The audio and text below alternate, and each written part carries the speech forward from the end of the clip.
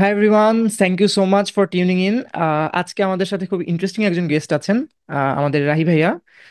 সে বলতে গেলে ওপার বাংলা থেকে আমাদের সাথে জয়েন করেছেন। So first of all, Rahi ভাই, thank you so much for joining. Really pleasure to have you. Thank you for inviting me in your podcast. Happy to meet you, Tanmay.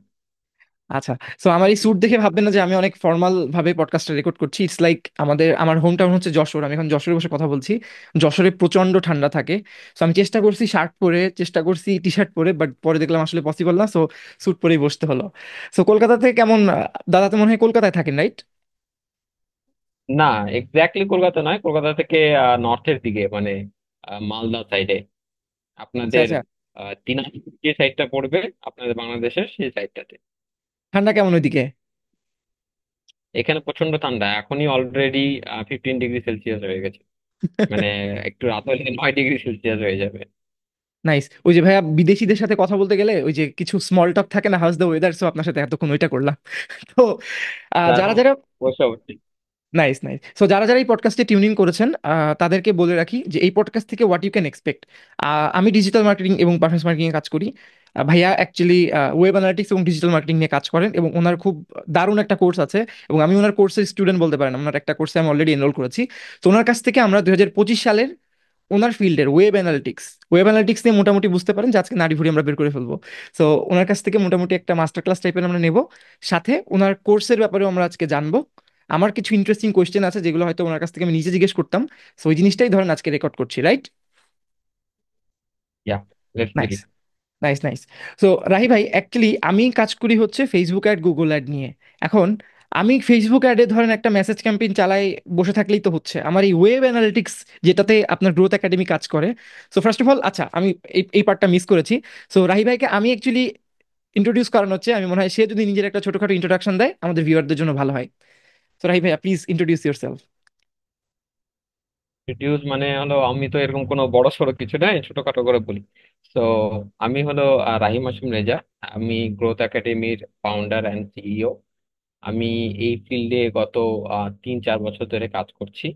তার পাশাপাশি আমি মেজর মার্কেটার বলে একটা Indian institute আছে, agency আছে, সেখানেও আমি এই বিষয় নিয়ে ছেলেদের ট্রেন করি বা ওয়েব অ্যানালিটিক্স ফিল্ডে তাদের সঙ্গে কাজ করি। ইন্টারন্যাশনাল অনেক ক্লায়েন্টের সঙ্গেও এখনো আমি কাজ করছি। ঠিক আছে। তো এই নিয়ে আমাদের ছোটখাটো, মানে আমার জগৎ, ওয়ার্ল্ড, যেটা যদি বলতে চান তাহলে সেটাই। নাইস। ভাইয়ার পেছনে আমরা গ্রোথ একাডেমি দেখতে পাচ্ছি। সো গ্রোথ একাডেমির প্রথম ভিডিও আমি যেটা দেখেছি সেটা বলি।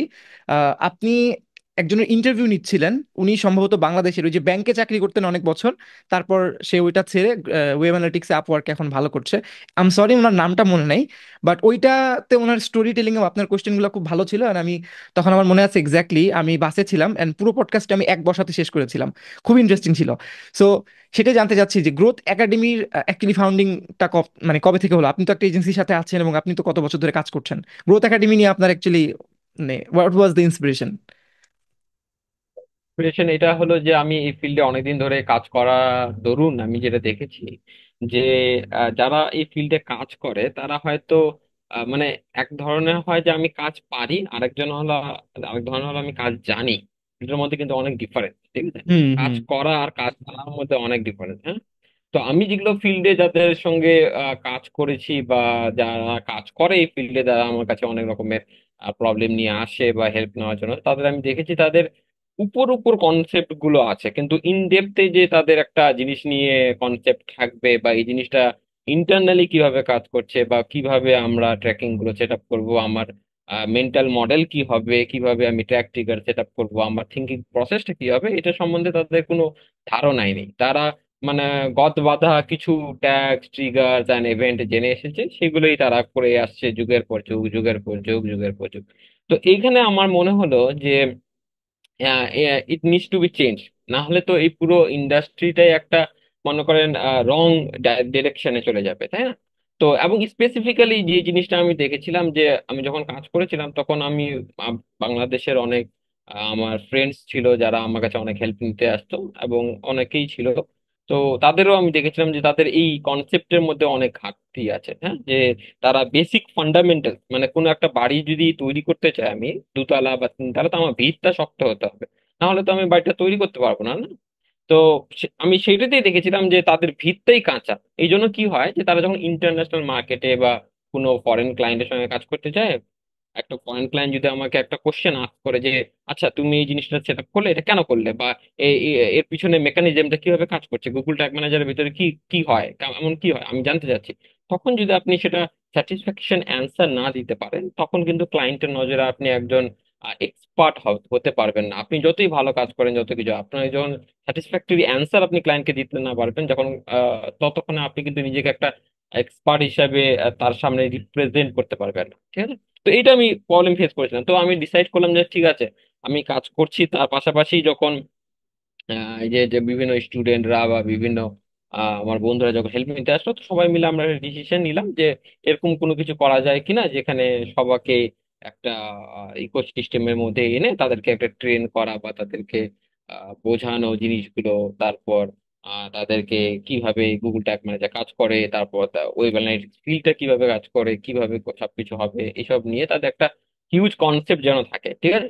তারা যেন ইন্টারন্যাশনাল মার্কেটে যেই লেভেলের কাজ হয় বা যেই স্ট্যান্ডার্ডটা বজায় থাকে, সেই স্ট্যান্ডার্ডে গিয়ে যেন তারা কাজ করতে পারে। এরকম না হয়, আমার সাধারণত আমি যেটা দেখেছি যে ওয়েস্টার্ন কান্ট্রিজ যারা আহ, লোকেরা থাকে, তারা আমাদের সাধারণত এই মনে করেন ইন্ডিয়ান কন্টিনেন্ট বা বাংলাদেশ বা ইন্ডিয়া বা সাবকন্টিনেন্টের যে ইয়েগুলো আছে, তাদেরকে একটু ডাউনগ্রেড করে দেখে যে না, এরা হয়তো অতটা এক্সপার্ট লেভেলে জানে না, এরা শুধু গদবাদা যেই জিনিসগুলো জানে সেগুলোই করে আসে, ঠিক আছে?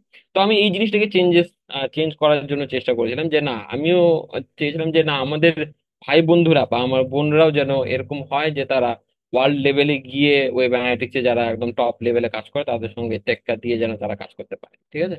তখন থেকে এই ইন্সপিরেশনটা জাগে এবং আমরা এই ডিসিশনটা নেই যে ঠিক আছে, তাহলে এরকম একটা কোচিং ইনস্টিটিউট চালু করা যাক, এবং সেটার নাম দেওয়া হয় গ্রোথ একাডেমি। তারপর থেকে তো এই জার্নি চালু, তারপর থেকে চলছি, ব্যাচের পর ব্যাচ সবাইকে ট্রেন করে যাচ্ছি। এখন আমি জানি না কতটা তাদেরকে ট্রেন করতে পারছি, না তাদেরকে কতটা শেখাতে পারছি, সেটা এখন তাদের ফিডব্যাকের উপরে নির্ভর করবে। না না না, এটা মানে আমি আপনার সাথে পডকাস্ট করছি বলে না, আমি তাহলে তো আপনাকে খুঁজে পেতাম না। অবশ্যই আপনি আপনার চ্যানেলে এই মুহূর্তে আপনি তো খুব বেশি প্রমোশন অ্যাডও কোনো কিছু রান করেন না, খুব বেশি যে ফ্ল্যাশি হেডলাইন দিয়ে যারা একদম প্রপার কন্টেন্ট ক্রিয়েটররা যেভাবে করে আপনি সেভাবে করেন না। আপনি জাস্ট কন্টেন্টটা আপলোড করে দেন মিটিং থেকে নিয়ে, এবং আপনি আপনার কিছু কিউএনএও দেখার চেষ্টা করেছি। এখন বিষয়টা হচ্ছে আমি, আপনি যদি ভালো কাজ না করতেন আমি তো আপনাকে ডিসকভার করতে পারতাম না আমি এত দূরে বসে। সো অফকোর্স যারা কাজ বুঝে তারা বুঝবে অবশ্যই যে আপনি কি কাজটা করছেন। যেমন একটা ছোট্ট এক্সাম্পল দেই, আমি কাজ করতাম হচ্ছে সেবা.xyz, বাংলাদেশের একটা সার্ভিস কোম্পানি। আপনি বলতে পারেন বাংলাদেশের সবচেয়ে বড় সার্ভিস কোম্পানি বলা যায়। তো সেবার একটা অ্যাপ আছে, সেবা.xyz অ্যাপ। সো ওই অ্যাপের ট্র্যাকিং নিয়ে অনেকগুলো ইস্যুস ছিল। আমি যেহেতু সেবার পারফরমেন্স মার্কেটিংটা নিয়ে কাজ করতাম, আই ওয়াজ দ্য অনলি গাই ওখানে। সো এখন যদিও একজন এসেছেন, অনেক আগে উনি ছিলেন এবং উনি অনেক এক্সপিরিয়েন্সড। সো অ্যাপ ট্র্যাকিং এর ওখানে আই যখন আমি জয়েন করি, I was there for 7 to 8 months। আমি যখন জয়েন করি আমি তখন ওদেরকে জিজ্ঞেস করি, মানে ফায়ার বেজ এটা ওইটা অনেক কিছু জিজ্ঞেস করি। অ্যান্ড আমি দেখলাম যে মানে আমার ইমিডিয়েট যে সিনিয়র ছিল তার খুব একটা ওই বিষয়ে এক্সপিরিয়েন্স নেই। Okay, I understand, he is a strategical guy, সে স্ট্র্যাটেজি মেনটেন করে। তারপর আমি মানে আমি তো যশোর থেকে ওয়ার্ক ফ্রম হোম করতাম এবং অফিসে যেতাম, আবার মাঝে মাঝে ঢাকা অফিসে যেতাম। সো ঢাকায় যখন গেলাম ওখানেও দেখলাম ডেভেলপারদের সাথে আমি কথা বলতে বসলাম যে ভাই, আমার গুগল অ্যাডস এর কনভার্সন ট্র্যাকিং তো এরকম আসতেছে, আমি তো ক্যাম্পেইন লঞ্চ করতে পারছি না, সো কি করা যায়? ওরাও আমাকে খুব একটা স্যাটিসফ্যাক্টরি অ্যান্সার দিতে পারলো না। মানে ইটস লাইক ওদেরকে জিনিসটা আমি ফ্রেমওয়ার্ক দিলে ওরা কোড করে জিনিসগুলা সেট আপ করে দিবে। ট্যাগ ম্যানেজার কোথায় আছে জানে না, ট্যাগের অ্যাসেট কোথায় আছে জানে না। এখন জিনিসটা হচ্ছে আমি নিজে তখন ফিগার আউট করার চেষ্টা করলাম যে অ্যাপ ট্র্যাকিং নিয়ে কোনো কোর্স আছে কিনা। অবশ্যই ওয়েব ট্র্যাকিং নিয়ে অনেক কোর্স আছে, আমি খোঁজার চেষ্টা করলাম, পেলাম না। চ্যাট জিপিটি করছি, কিছুটা বুঝছি, আটকে যাচ্ছি। করতে করতে করতে করতে আমি অ্যাপ ট্র্যাকিং নিয়ে পুরো গুগলে, মানে আমি যশোর থেকে যখন সার্চ করি আপনার ভিডিওগুলোই আমার সামনে আসছে এবং আপনার কোর্সটাই আমার সামনে আসছে। ওখান থেকে আমি খুঁজে বের করছি, তারপরে আমি আপনার কোর্স কিনছি মোটামুটি। তারপরে আমি ওইটা মানে ওইটা এখনো পর্যন্ত ডেভেলপাররা করছে। তারপরে তো আই হ্যাড মানে আমি লেফট দ্য কোম্পানি। বাট এখন আমি নতুন একটা কোম্পানিতেও, যখন আমি কনসালটেন্সি করছি খাস ফুড, ওইখানেও ওদের একটা নতুন অ্যাপ লঞ্চ হয়েছে যেটা শুধুমাত্র অ্যান্ড্রয়েড ভার্জন লঞ্চ হয়েছে, আইওএস না। ওইখানেও অ্যাপ ট্র্যাকিং নিয়ে আমি যখন ডেভেলপারের সাথে কাজ করি তখন আপনার ওই ভিডিওটা আমাকে অনেক হেল্প করে। নট লাইক যে আমি আপনার অ্যান্ড্রয়েড স্টুডিও দিয়ে সবকিছু সেট আপ করি, আমি ওটা পারি না, আমি কোডিং এ ভালো না। বাট আমার এলিয়েনেটিং কনসেপ্ট মনে হয় না যে কি হচ্ছে, কোথা থেকে কি হয়ে যাচ্ছে। So of course you are doing a fabulous job. So আমার ভাইয়া যেটা জানার ইচ্ছা সেটা হচ্ছে গ্রোথ একাডেমি কি শুধু টোটালটাই অনলাইনে না অফলাইনেও আছে? না, এটা শুধুই অনলাইনে আছে, এখন পর্যন্ত আমরা অফলাইনে কোনো সেট আপ দেইনি। আচ্ছা, আচ্ছা, নাইস। তো I I understand your thought process. মাঝখানে আপনি বলছিলেন না যে ফ্রিল্যান্সিং বাইরের বিশ্বে, ইউরোপিয়ান কান্ট্রি বা ইউএস, ওইদিকে বাংলাদেশের বা ইন্ডিয়ার মানে বাংলা ভাষাভাষী যেরকম আছেন এদেরকে মোটামুটি, স্পেশালি বাংলাদেশি আমি বলবো, এদেরকে একটু লো গ্রেড ধরা হয়, যে হয়তো এরা scammy people, like typical Sri Lankan people এরকম মনে করে। সো আপনাদের গ্রোথ একাডেমিতে কি শুধুমাত্র ওয়েব অ্যানালিটিক্সই শেখানো হয় নাকি ফ্রিল্যান্স রিলেটেড কিছু শেখানো হয়, মানে না, ফ্রিল্যান্সিং, আমাদের Upwork, web fibre analytics, related? হ্যাঁ মানে আমাদের ওয়েব অ্যানালিটিক্সের পাশাপাশি শেখানোর পরে আমাদের বিভিন্ন মার্কেট প্লেসে, ফাইবারে, আপওয়ার্কে, ইনফ্যাক্ট শুধু মার্কেট প্লেসে নয়, আউট অফ মার্কেট প্লেসেও আপনি কিভাবে ক্লায়েন্ট হান্ট করবেন, তারপর ক্লায়েন্টকে কিভাবে অ্যাপ্রোচ করবেন, আপনার অ্যাপ্রোচটা কিরকম হবে, কমিউনিকেশনটা কিভাবে হবে, আপনি কিভাবে একটা আহ, উম, উম, আহ, মানে আপনার সার্ভিসটা কিভাবে আপনি প্রেজেন্ট করবেন, এইসব বিষয়ে আমাদের ট্রেন করা হয়। কোনো এটা বিষয়ে না যে শুধু ট্রেন করে দেওয়া হলো কিন্তু তারপর আপনি কিভাবে ক্লায়েন্ট হান্ট করবেন সেটা নিয়ে কোনো গাইডেন্স দেওয়া হয় না, এরকম না। সব সবকিছুই টোটালি একদম দেওয়া হয়। ওকে, ওকে, নাইস। সো আমি ব্যক্তিগতভাবে একটা ফ্রিল্যান্সিং যারা করে বা যারা মনে করেন ক্লায়েন্টের সাথে কাজ করে, কারণ সবারই কিন্তু যারা মানে আমাদের ফিল্ডে কাজ করে, অনেক মানুষকে আমি দেখেছি যাদের একটা স্বপ্ন থাকে যে আমি এখন জব করছি, বাট উইদিন 2 3 4 ইয়ার্স আমি জবটা ছেড়ে ইউএসডি তে আর্ন করবো, হয়তো আমি দেশের বাইরে কোনো একটা রিমোট জব করব, অথবা হয়তো আমি মুভ করব, লাইক দুবাই টাইপের অনেক অনেক অপরচুনিটিস থাকে বিভিন্ন এজেন্সিতে। সো এইখানে একটা জিনিসে তারা সবসময় আমি আটকে যেতে দেখেছি, যেটা আমি আমি আরো মফস্বল শহর থেকে যেহেতু ঢাকায় গিয়ে কাজ করেছে 2.5 বছর, সো আমার কাছে মনে হয়েছে একটা ব্যাপারে খুবই বড় একটা গ্যাপ আছে, সেটা হচ্ছে ইংরেজি ভাষায়। রিটেন ইংলিশটা, আমি স্পোকেন ইংলিশের কথা বলছি। সো এই ব্যাপারটা কি আসলে এটা কি আমাদের বাংলাদেশে নাকি আপনার আশেপাশেও আপনি এই ব্যাপারটা কিছুটা দেখেন? আমি যদিও জানি ডেমোগ্রাফিক সেম হওয়ার কথা, ইংলিশ রিলেটেড কি স্ট্রাগল করতে দেখেন স্টুডেন্টদের? ইংলিশ রিলেটেড যেটা স্ট্রাগলিং পার্ট, সেটা আমাদের বাংলাদেশ, তারপর আমাদের ইন্ডিয়ার পাশাপাশি যে বাংলা ভাষাভাষী মানুষেরা, তারা এই প্রবলেমটা ফেস করে।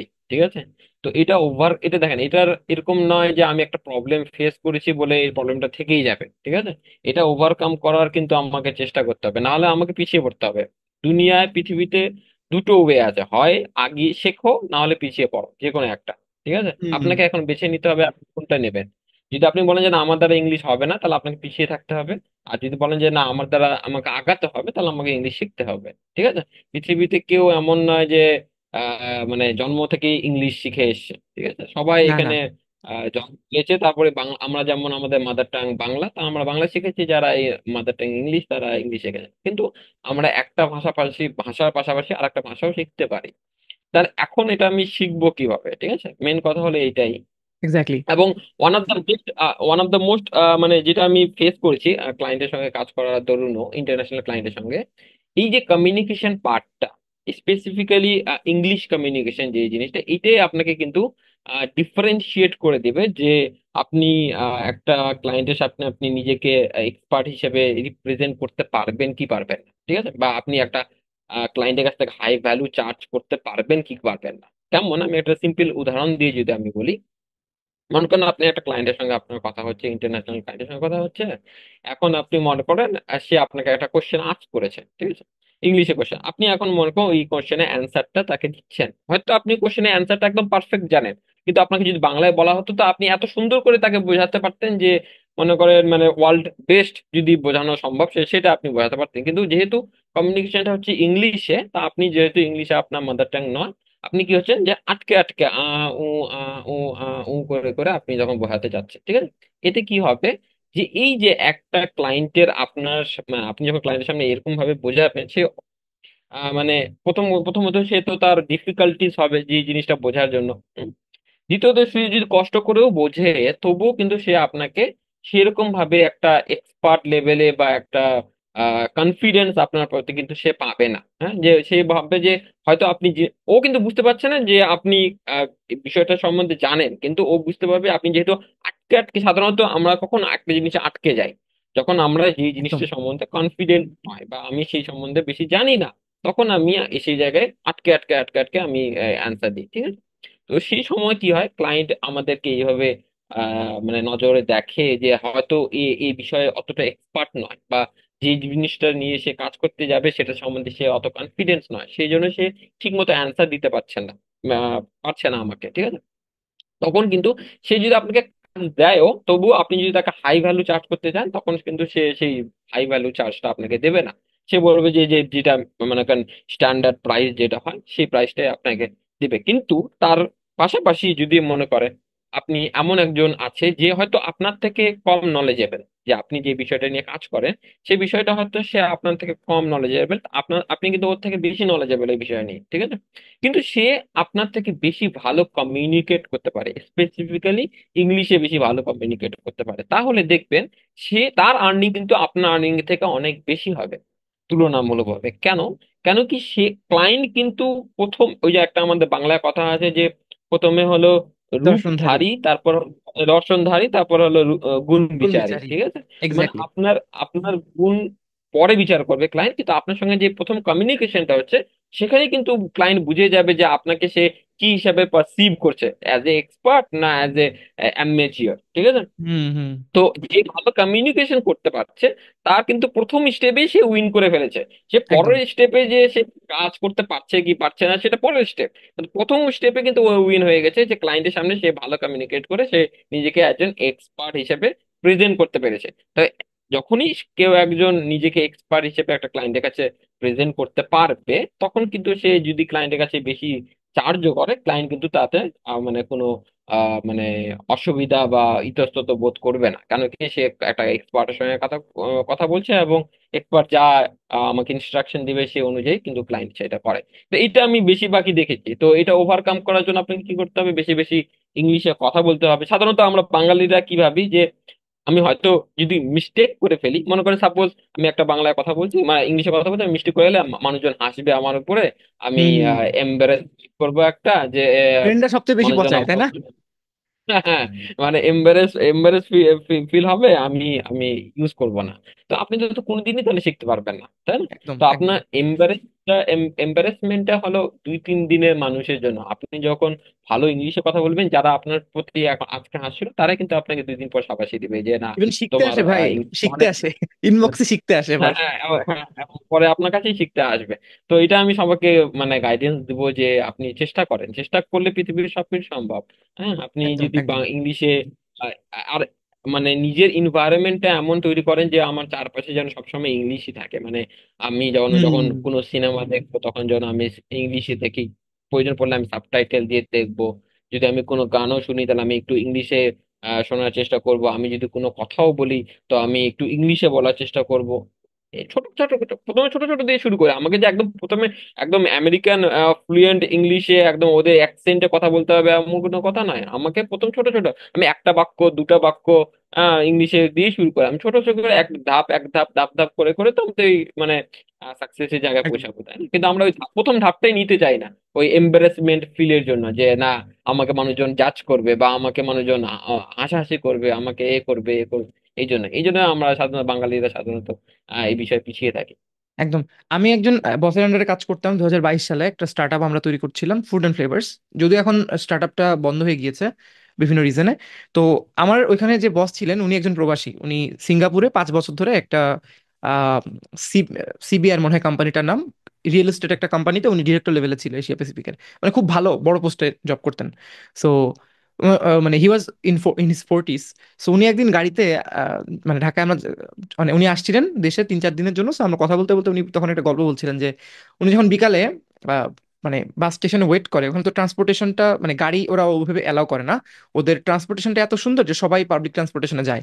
তো উনি গল্প করছিলেন আমাদের এইভাবে যে উনি যখন হেঁটে আসে ওই পর্যন্ত, তখন দেখে যে এক পাশ দিয়ে উনি একটা ডিরেক্টর লেভেলে জব করছে, সেখানে উনি ইনস্ট্রাকশন দিচ্ছে ইউকের একটা ছেলেকে, তারপরে আমেরিকার একটা ছেলেকে, and the other hand Bangladeshi labours খুবই মানে ওখানকার কনস্ট্রাকশন কাজ করে ফিরছে।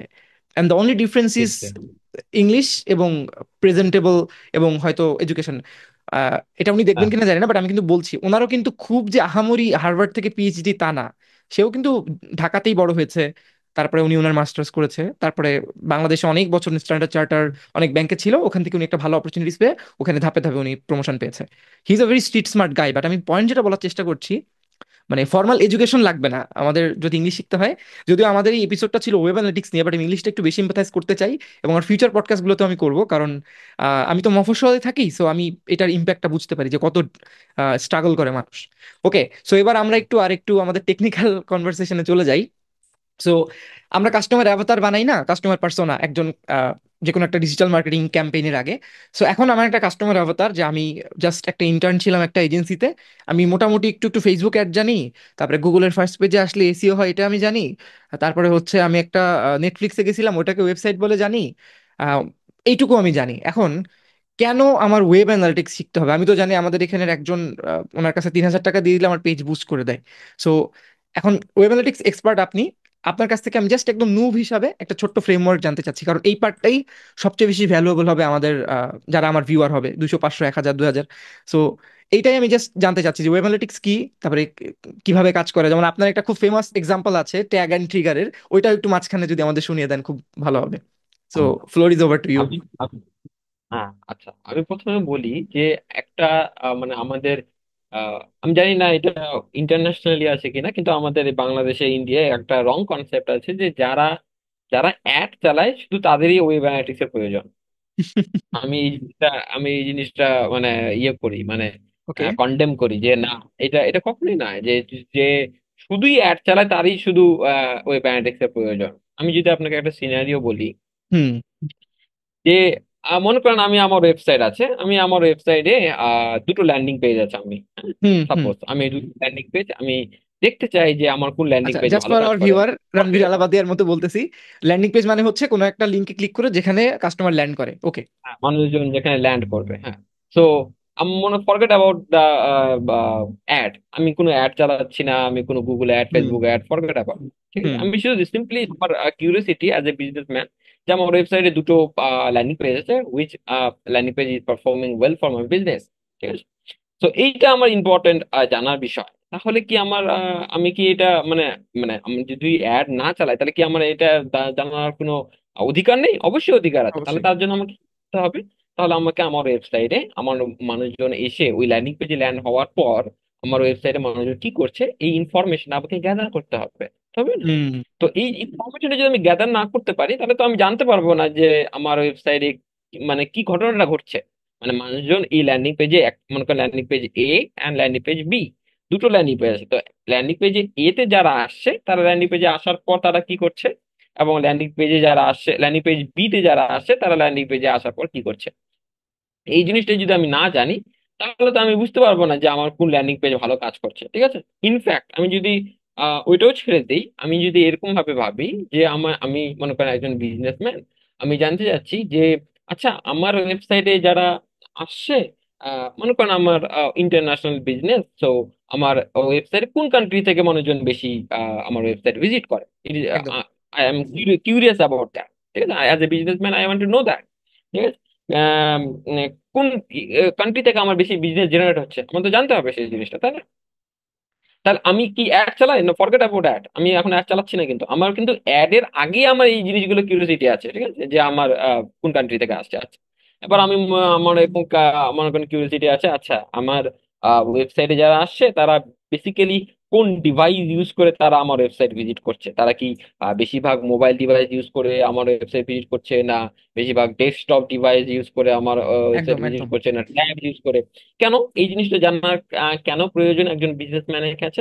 কেন কি যদি আমি দেখি এরকম যে আমার ওয়েবসাইট যারা ভিজিট করছে তারা সেই vast majority of people mobile device use করে আমার ওয়েবসাইটে ভিজিট করছে, তাহলে আমি কি করব, আমার ওয়েবসাইটটা মোবাইলে যেন ভালো কাজ করে বা মোবাইলে তার জন্য স্পিড ভালো থাকে, হ্যাঁ, মোবাইলে যেন কোনো অসুবিধা না হয়, এইরকম ভাবে আমি আমার ওয়েবসাইটটাকে অপটিমাইজ করব। এতে কি হবে যে আমার ওয়েবসাইটে যখন মানুষজন ল্যান্ড করবে তার মোবাইল ডিভাইস থেকে, তার যেন সেই ওয়েবসাইটটাতে গো থ্রু করতে কোনো অসুবিধা না হয়। ঠিক আছে, মানে আমি হুম সিম্পল উদাহরণ দিই, যেটা আমি সবাইকে আমার ক্লাসেও বুঝাই। হুম মনে হুম। করেন আপনার বাড়ি থেকে মার্কেটে যাওয়ার আপনার বাড়ির মার্কেটে যাওয়ার দুটো রাস্তা। ঠিক আছে, সাপোজ একটা রাস্তা আছে খুবই স্মুথ, হ্যাঁ, আর একটা রাস্তা আছে সেখানে মনে করেন 100টা গর্ত। ঠিক আছে, তো আপনি কোন রাস্তাটা চুজ করে নেবেন, যেটা স্মুথ না যেটা যে রাস্তাটা মনে করেন বেশি গর্ত আছে? অবভিয়াসলি আমি স্মুথ রাস্তাটাই চুজ করবো, স্মুথ। তাই না? কেন কি, কেউ গর্তওয়ালা রাস্তা দিয়ে যেতে চাইবে না, ঠিক আছে?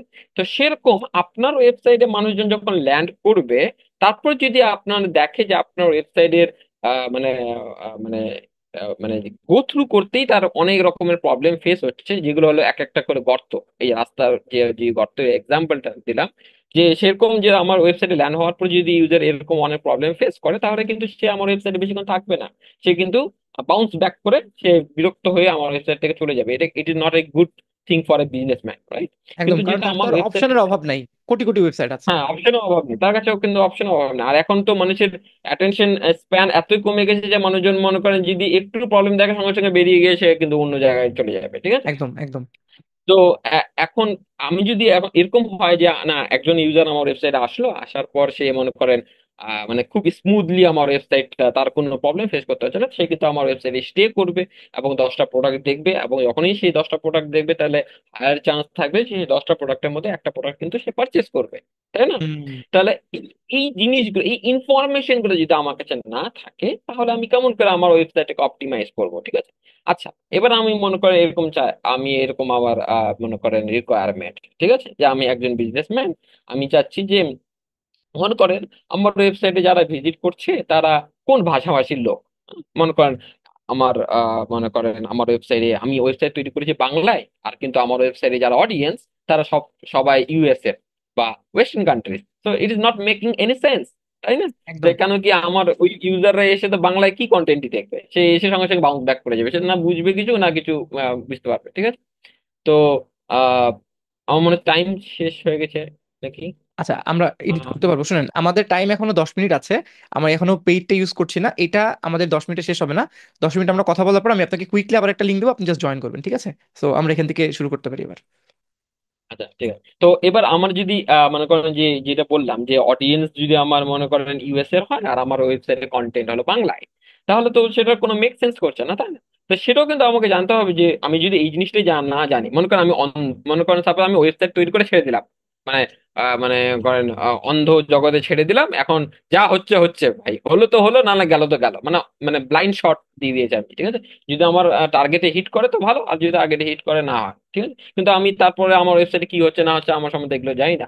তাহলে এই জিনিসগুলো যদি আমি না জানি, তাহলে তো আমি অ্যাজ এ বিজনেসম্যান আমি ডিসাইড করতে পারবো না যে আমাকে কোন জায়গায় আমার প্রবলেমটা হচ্ছে, বা ইউজার এসে কোন জায়গায় প্রবলেমটা ফেস করছে। তাহলে আমি যদি প্রবলেমটাই না জানি, তাহলে ওষুধ দেবো কেমন করে? আমার ডাক্তার, যদি আমি ডাক্তারের কাছে গিয়ে যদি আমি আমার প্রবলেমটা না বলি, তাহলে তো ডাক্তার আমাকে ওষুধ দিতে পারবেন। আমি যদি ডাক্তারকে গিয়ে বলি আমার অসুখ হয়েছে, ব্যাস, শেষ। এবার কি অসুখ হয়েছে যদি আপনি ডাক্তারকে না বলেন, তাহলে তো আপনি, ডাক্তার সে আপনাকে কি ওষুধ দেবে, তাই না? একদম তো একদম। সে আগে ওষুধ আপনাকে ওষুধটা খোঁজার জন্য তো আপনাকে ট্র্যাকিংটা করতে হবে যে আমার কোথায় প্রবলেমটা হচ্ছে, তাই না? তো এইটা হলো যে উইদাউট অ্যাড, মানে হলো যে আমি অ্যাড চালাচ্ছি না। এবার আমি যদি আসি স্পেসিফিক্যালি অ্যাড এর ক্ষেত্রে, যে না, তাই ভাই মনে করেন আমার একটা বিজনেস আছে, ওয়েল এস্টাবলিশ বিজনেস, আমি এটাকে আরো গ্রো করার জন্য আমি অ্যাড চালাচ্ছি, Facebook ad, Google ad, whatever ad platform you are running your ad, ঠিক আছে? তো এবার আমি মনে করেন যে আমি মনে করেন আচ্ছা, আমি এখন জানতে চাই, আচ্ছা তন্ময়, আমি তো অ্যাড চালাচ্ছি, তোমাকে তো আমি এই দায়িত্বটা দেওয়া হয়েছে যে তুমি আমার জন্য ফেসবুকে অ্যাড চালাও, ঠিক আছে, ভালো কথা। কিন্তু আমি এখন এই অ্যাডে যখন আমি চালাতে যাবো, তো নিশ্চয়ই আমি কিছু স্পেন্ড করছি সেখানে, তাই না? আমি অ্যাডে তো আমার অ্যাড কস্ট আছে, তাই না? তো আমি এখন অবশ্যই অ্যাজ এ বিজনেসম্যান আমি জানতে চাইবো যে আমি এই এই যে স্পেন্ডটা করছি এর থেকে আমি কি রিটার্ন পাচ্ছি, what ever the return is, ঠিক আছে? তাহলে আমাকে যদি এইটা আরওআই, রিটার্ন অন ইনভেস্টমেন্টে যদি আমাকে জানতে হয়, তাহলে আমাকে কিন্তু ট্র্যাকিং করতে হবে। আচ্ছা, বিজনেস অ্যাসপেক্টে এটা আমি দেখলাম। আচ্ছা, অ্যাজ এ মানে মিডিয়া বাইং এক্সপার্ট হিসেবে যদি আমি দেখি, বা পারফরমেন্স মার্কেটার হিসেবে যদি আমি এটাকে মানে দেখতে চাই, যে আচ্ছা, আমি তো এই রাহি ভাইয়ের একটা কোম্পানি আছে, সেই কোম্পানির জন্য 10টা ক্যাম্পেইন চালাচ্ছি, কিন্তু what ever campaign I am running in Facebook ad, which campaign is performing well, আমাকে আচ্ছা, এটা আমরা জানতে এখানে হবে, তাই না? ইমাজিনারি ধরে নেই যে আপনার লাইভ ক্লাস 10,000 টাকা আমরা ওয়েব অ্যানালিটিক্স শেখাবেন আপনি, সেটা আপনি আমাকে দিয়েছেন। তো আমি প্রথমে একটা প্ল্যান হুম। বানিয়েছি যে এইভাবে এইভাবে আমি অ্যাড চালাবো। আমাকে আপনি বাজেট দিয়েছেন $100। তো আমি গুগলে $30 দিয়েছি, ফেসবুকে $70 দিয়েছি। আমি অ্যাড চালাই, বসে আছি। এইবার এখান থেকে আমরা শুরু করি, তাহলে ইজি হবে জিনিসটা। হ্যাঁ, তাহলে আমি যদি এটাকে মানে ধরি যে না, আমি এই মানে গুগলে 30 টাকা, আর মনে করেন ফেসবুকে 70 টাকা, যায় what ever the amount is, ঠিক আছে? তো এটা যদি আমাকে জানতে হয়, এই যে আমি ফেসবুকে 30 টাকা মানে স্পেন্ড করলাম, তো এখন আমি ফেসবুকে তো তন্ময় তো আর এরকম নয় যে তন্ময় তো পারফরমেন্স মার্কেটার, তাই না? সে তো এরকম নয় যে আমি একটা ক্যাম্পেইন বানিয়ে ছেড়ে দিলাম, ব্যাস ওটা যদি করলো তো করলো, না হলে গেল তো গেল। সে তো একদম। ট্রায়াল অ্যান্ড এরর করবে, তাই না? অবশ্যই। তো সে তাকে এই ট্রায়াল অ্যান্ড এররটা যদি তাকে করতে হয়, তাহলে তো তাকে জানতে হবে যে which campaign is performing well. In fact, হ্যাঁ, which campaign is not. Which ad set is performing well. In fact, হ্যাঁ, which creative is performing well. I have to know that, right? না হলে তো আমি কেমন করে জানবো যে কোন ক্যাম্পেইনটা আমার জন্য কাজ করছে? কারণ যদি আমি এটা না জানি, তাহলে তো আমি ওই মনে করেন ওই মানে মানে অন্ধকারে ঢিল ছোড়ার মতো হয়ে গেল, যে আমি ঢিল ছুড়ে দিলাম, লাগলো তো লাগলো, না লাগলো উড়ে গেল, এখন ঠিক আছে? না লাগলে প্রবলেম ছিল না, কিন্তু ওই যে আপনার $100 চলে গেল, প্রবলেম তো হ্যাঁ, ওইখানে। 100। ইনফ্যাক্ট এটা তো আমার তো লস আছে, আমি আমি ওটা ছেড়ে দিলাম। আমি বিজনেস, মনে করেন আমি অ্যাজ এ পারফরমেন্স মার্কেটার হিসেবে আমি মনে করেন বিজনেস পার্টটা ছেড়েই দিলাম, অ্যাজ এ আমার পকেট থেকে তো যাচ্ছে না, মনে করেন আমার কোম্পানির পকেট থেকে যাচ্ছে, হোয়াট এভার। কিন্তু অ্যাজ এ পারফরমেন্স মার্কেটার তো আমাকে এটা জানতে হবে না, হোয়াট এভার দ্য একদম। Campaign I am running, which campaign is performing well. তাহলে আমাকে যদি এই ইনফরমেশনটা যদি আমি না জানি, তাহলে তো আমি তো সেই বিজনেসকে প্রফিট এনে দিতে পারবো না ইন দ্য লং টার্ম, তাই না? হ্যাঁ, আর যদি আমি প্রফিট দিতে না পারি, তাহলে তো কোম্পানি আমাকে 2 দিন পর বলবে, Tanmoy you can thank leave you so now, much for we coming. Have thank you so much for coming, ঠিক অনেকগুলো আছে? টাকা বাস দিলে। হ্যাঁ, অনেকগুলো। তো এই জিনিসগুলো আমাদের জানতে গেলে আমাদের কিন্তু ট্র্যাকিং করতে হবে, যে আমাদের কোন ক্যাম্পেইন থেকে, কোন অ্যাড সেট থেকে, স্পেসিফিক্যালি কোন ক্রিয়েটিভ থেকে আমরা এই কনভার্সন গুলো পাচ্ছি। Whatever conversion, it can be purchase, it can be hmm, whatever conversion that you have marked in your Google Analytics or Google Ads or Facebook pixel.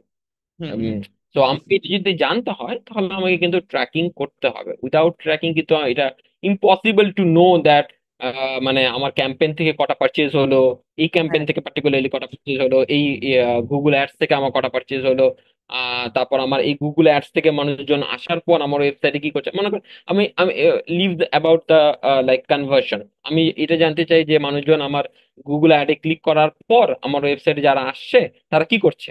I want to know that, ঠিক আছে? তো তাহলে আমাকে যদি এই ইনফরমেশনটা যদি আমাকে বের করতে হয়, অবশ্যই আমাকে ট্র্যাকিং করতে হবে। তাহলে আমি এই হুম, ট্র্যাকিং করবো কিভাবে? সেটার জন্য একটা টুল আছে, সেই টুলটার নাম one of the most popular tool, যেটা মেড বাই গুগল। সেটা হলো গুগল ট্যাগ ম্যানেজার, ঠিক আছে? যেখানে আমরা আচ্ছা, সাধারণত আমাদের ট্র্যাকিং রিলেটেড যে ট্যাগ গুলো হয়, সেগুলো আমরা সেখানে সেট আপ করি। তার একটা প্রসেস আছে। আমরা গুগল ট্যাগ ম্যানেজারকে আমাদের ওয়েবসাইটের সঙ্গে কানেক্ট করি, সেটারও একটা আলাদা প্রসেস আছে। সেগুলো থ্রু আউট আমাদের কোর্সে শেখানো হয়, একদম বেসিক টু অ্যাডভান্স লেভেলে, ঠিক আছে? তো এবার আমরা মানে গুগল ট্যাগ ম্যানেজারে আমি আমি স্পেসিফিক্যালি একটা মানে যদি আমি বলি যে মানে 3টে জিনিস হয় যেটা pillar of Google tag manager বলা হয়। হুম, সেটা হলো ট্যাগ, ট্রিগার্স এন্ড ভ্যারিয়েবলস। এই 3টা পিলার ছাড়া গুগল ট্যাগ ম্যানেজারের 3টা পিলার আছে, একটা হলো tag, triggers and variables. Without this Google tag manager is nothing, ঠিক আছে? হুম, তো এই 3টা জিনিসকে মানে যদি আমি একটা লেম পার্সনের কাছে যদি আমি বোঝাতে চাই, তাহলে কিভাবে বোঝাবো, সেটা একটা আমি মানে খুব হাস্যকর একটা এক্সাম্পল দিয়ে বোঝাই আমার ক্লাসে সাধারণত, ঠিক আছে? সেটা আমি হুম, হুম, আপনাকে হুম, বলি হুম। একটু। ঠিক আছে? সো আমি মনে করেন এরকম একটা আপনাদের একটা গল্প শোনাই। এই গল্পটা যদি আপনি জীবনে মনে রাখেন, তাহলে জীবনে আপনি কোনোদিন ট্যাগ, ট্রিগার্স এন্ড ভ্যারিয়েবল বলবেন না, ঠিক আছে? What is the story? So স্টোরিটা হলো এরকম, যে মনে করেন সাপোজ একটা মা আছে এবং তার মেয়ে আছে, ঠিক আছে? তো মেয়ে মনে করেন চাকরি দরুনে মনে করেন বাইরে কোনো জায়গায় জব করে, তো সেখানে থাকে। তো হঠাৎ একদিন তার মেয়ে তার ছুটি পেয়েছে, তো তার বাড়িতে এসছে, ঠিক আছে? মানে তাদের মা যেখানে থাকে সেখানে এসে, তো এসে তারা সকালবেলা কি করেছে, যে মা মা রান্নাঘরে রান্না চাপিয়েছে। তো মেয়েও গিয়ে ওখানে জয়েন হয়েছে, যে আচ্ছা মা আজকে কি রান্না করছে, সামথিং স্পেশাল। কেন কি, মেয়ে এসে স্বাভাবিকভাবে প্রত্যেক মাই তার মেয়ের জন্য বা সন্তানের জন্য স্পেশাল রান্না করবে। একদম। সামথিং স্পেশাল রান্না চলছে, তো মেয়েও গেছে, ঠিক আছে? তো গিয়ে গল্প টল্প হচ্ছে তা মেয়ে আর মায়ের মধ্যে, ঠিক আছে? গল্প হতে হতে হঠাৎ করে এক লোক মনে করেন মানে বাড়ির দরজায় এসে নক করেছে বা কলিং বেল বাজিয়েছে, যে কেউ একটু ডেকেছে। তো তার মা এবার তখন ওই অবস্থায় কি ছিল, যে তো তার মা কি করেছে, যে উনুনে কড়াই চাপিয়েছে, হ্যাঁ? কড়াই চাপিয়ে মানে গরম করছিল কড়াইটা, মানে গরম হওয়ার অপেক্ষা করছিল, ঠিক আছে? আচ্ছা, তার মধ্যে ওই লোকটা ওখানে নক করেছে। তো তার মা কি করলো, যে যখনই ওখানে মানে রান্নাঘর থেকে দেখতে গেল যে কে এসেছে, কে নক করছে, তখন তার মা তার মেয়েকে একটা মানে সেন্টেন্স বলে দিয়ে গেল যে আহ, মানে আহ, আমাদের যে কড়াইটা আছে সে কড়াইটাতে তুই কি করবি, যে যখন মানে পেঁয়াজটা লাল হয়ে যাবে, তখন তুই কি করবি, মাংসটা ওর মধ্যে দিয়ে দিবি এবং তার সঙ্গে কিছু কাঁচা লঙ্কা দিয়ে দিবি বা শুকনো লঙ্কা, যাই হোক whatever, ঠিক আছে, তো কাঁচা লঙ্কা দিয়ে দিবি, ঠিক আছে। মানে এটা ইনস্ট্রাকশন তার মাকে সে দিয়ে গেল, মানে মা তার মা মেয়েকে দিয়ে মেয়েকে গেল দিয়ে গেল। যে মা তার মেয়েকে দিয়ে গেল যে আমি তো কড়াইয়ে পেঁয়াজটা দিয়েছি, পেঁয়াজটা লাল হচ্ছে, মানে এখন লাল হয়নি, হ্যাঁ, পুরো ব্রাউন হয়নি। তো যখনই ব্রাউন হয়ে যাবে তখন তুই মাংসটা নিয়ে কড়াইয়ে দিয়ে দিবি এবং তার সঙ্গে কি করবি, কিছু কাঁচা লঙ্কাও তার সঙ্গে দিবি, এবং কাঁচা লঙ্কাটা কোথায় আছে, একটা লাল রঙের কৌটোয় আছে, ঠিক আছে। আচ্ছা, এটা ইনস্ট্রাকশন তার মা তার মেয়েকে দিয়ে গেছে, ঠিক আছে। এই যে আমি সেন্টেন্সটা বললাম, এই সেন্টেন্সটার মধ্যে কিন্তু ট্যাগ, ট্রিগার এন্ড ভ্যারিয়েবলস লুকানো আছে। আচ্ছা, এখন আপনার মনে হতে পারে যে রাহি ভাই, কেমন করে এটা, এই একদম। সেন্টেন্সটার মধ্যে ট্যাগ, ট্রিগার লুকানো আছে, হোয়াট এভার। তাহলে আমি দেখি একটু। তো এখানে যদি আমরা ধরি যে আহ, যে মা যখন তার মেয়েকে বললো যে যখন পেঁয়াজটা লাল হয়ে যাবে, মানে পেঁয়াজটা লাল হয়ে যাবে, পেঁয়াজটা হুম। লাল লাল না হওয়া পর্যন্ত কিন্তু সে মাংসটা কিন্তু দিতে পারছে না। দ্যাট ইজ এ কন্ডিশন, যে তার মা তাকে একটা কন্ডিশন জুড়ে দিয়েছে যে পেঁয়াজটা যখন লাল হবে তখনই কিন্তু তুমি মাংসটা দিতে পারবে কড়াইয়ে, তার আগে কিন্তু তুমি দিতে পারবে না। তো দিস ইজ দ্য কন্ডিশন, পেঁয়াজটা লাল হয়ে যাবে। তো ওকে। এইটাকেই আমরা গুগল ট্যাগ ম্যানেজার যদি ভাষায় বলি, তো সেটাকে বলা হবে ট্রিগার। ঠিক আছে, ট্রিগার ট্রিগার। মানে হলো যে কোনো কন্ডিশন আপনি গুগল ট্যাগ ম্যানেজারকে দেবেন, সেই কন্ডিশনটা যদি ম্যাচ করে তবে কিন্তু সে কোনো অ্যাকশন পারফর্ম করবে, আদারওয়াইজ সে কিন্তু কোনো অ্যাকশন পারফর্ম করবে না। তো তাহলে ভাইয়া এখানে এখানে আমরা ট্যাগ, ট্রিগার আর ভেরিয়েবল কোনটা কোনটা হচ্ছে? হ্যাঁ, ওটা আমি বলছি এবার। ট্রিগার পার্টটা আমরা দেখলাম যে পেঁয়াজটা লাল হয়ে গেলে যেটা কন্ডিশন, ঠিক আছে। তার অ্যাকশন পার্টটা কি, যে মাংসটা কড়াইয়ে দিয়ে দিস, ঠিক হুম। আছে, এটা হলো ভার্ব।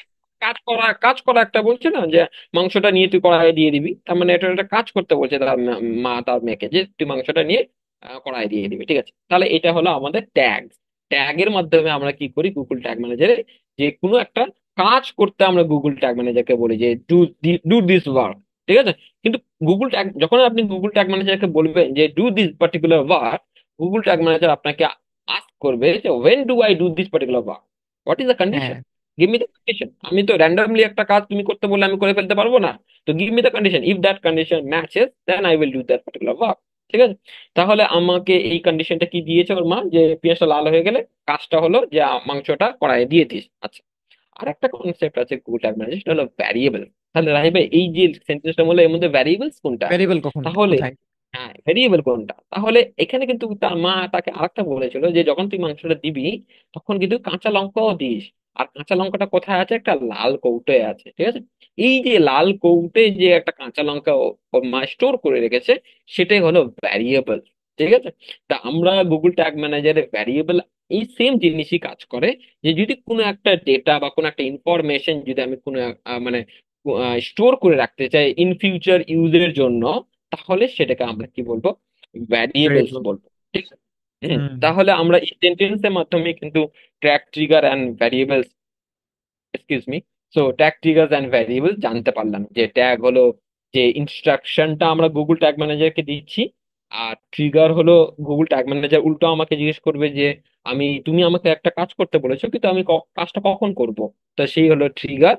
আর ভ্যারিয়েবলস হলো যে ওই যে কাজটা আমি গুগল ট্যাগ ম্যানেজারকে বলেছি যে তুমি এই কাজটা করো, এই কাজটা সম্পন্ন করতে যদি গুগল ট্যাগ ম্যানেজারের কোনো ডেটা বা কোনো এক্সট্রা ইনফরমেশনের প্রয়োজন হয়, সেই ইনফরমেশন গুলো আমরা একটা ভ্যারিয়েবলস এর মধ্যে স্টোর করে রাখতে পারি, এবং হুম। পরবর্তীকালে গুগল ট্যাগ ম্যানেজারকে আমরা বলতে পারি যে তোমার যদি এই কাজটা সম্পন্ন করতে যদি তোমার কোনো এরকম কোনো ভ্যালুর প্রয়োজন হয়, তো সেই ভ্যালুটা তুমি দেখবে আমি এই নামে একটা ভ্যারিয়েবল তৈরি করে রেখেছি, সেই ভ্যারিয়েবলস এর মধ্যে যাবে, সেখানে ওই ভ্যালুটা স্টোর করা আছে, তুমি ওখান হুম। থেকে ওই ভ্যালুটা নেবে, নেওয়ার পর এই কাজটা সম্পন্ন করবে। যেটা ওর মাকে বলেছিল যে তুমি যদি এই কাজটা সম্পূর্ণ করতে হয় তাহলে কি করতে হবে, তো কাঁচা লঙ্কাটা নিতে হবে। কাঁচা লঙ্কাটা কোথায় স্টোর করে রেখেছে তার মা, ওই লাল কৌটোর মধ্যে, তাই লাল না। কোথায়? তাহলে ওখান থেকে নিয়ে সে কিন্তু এখানে দিতে হবে, তবে না এই কাজটা সম্পূর্ণ হবে, নাহলে তো অর্ধেক মাংসটা দিয়ে দিলো কিন্তু কাঁচা লঙ্কা দিল না, তো কাজটা তো পুরো সম্পূর্ণ হলো না, তাই না। একদম।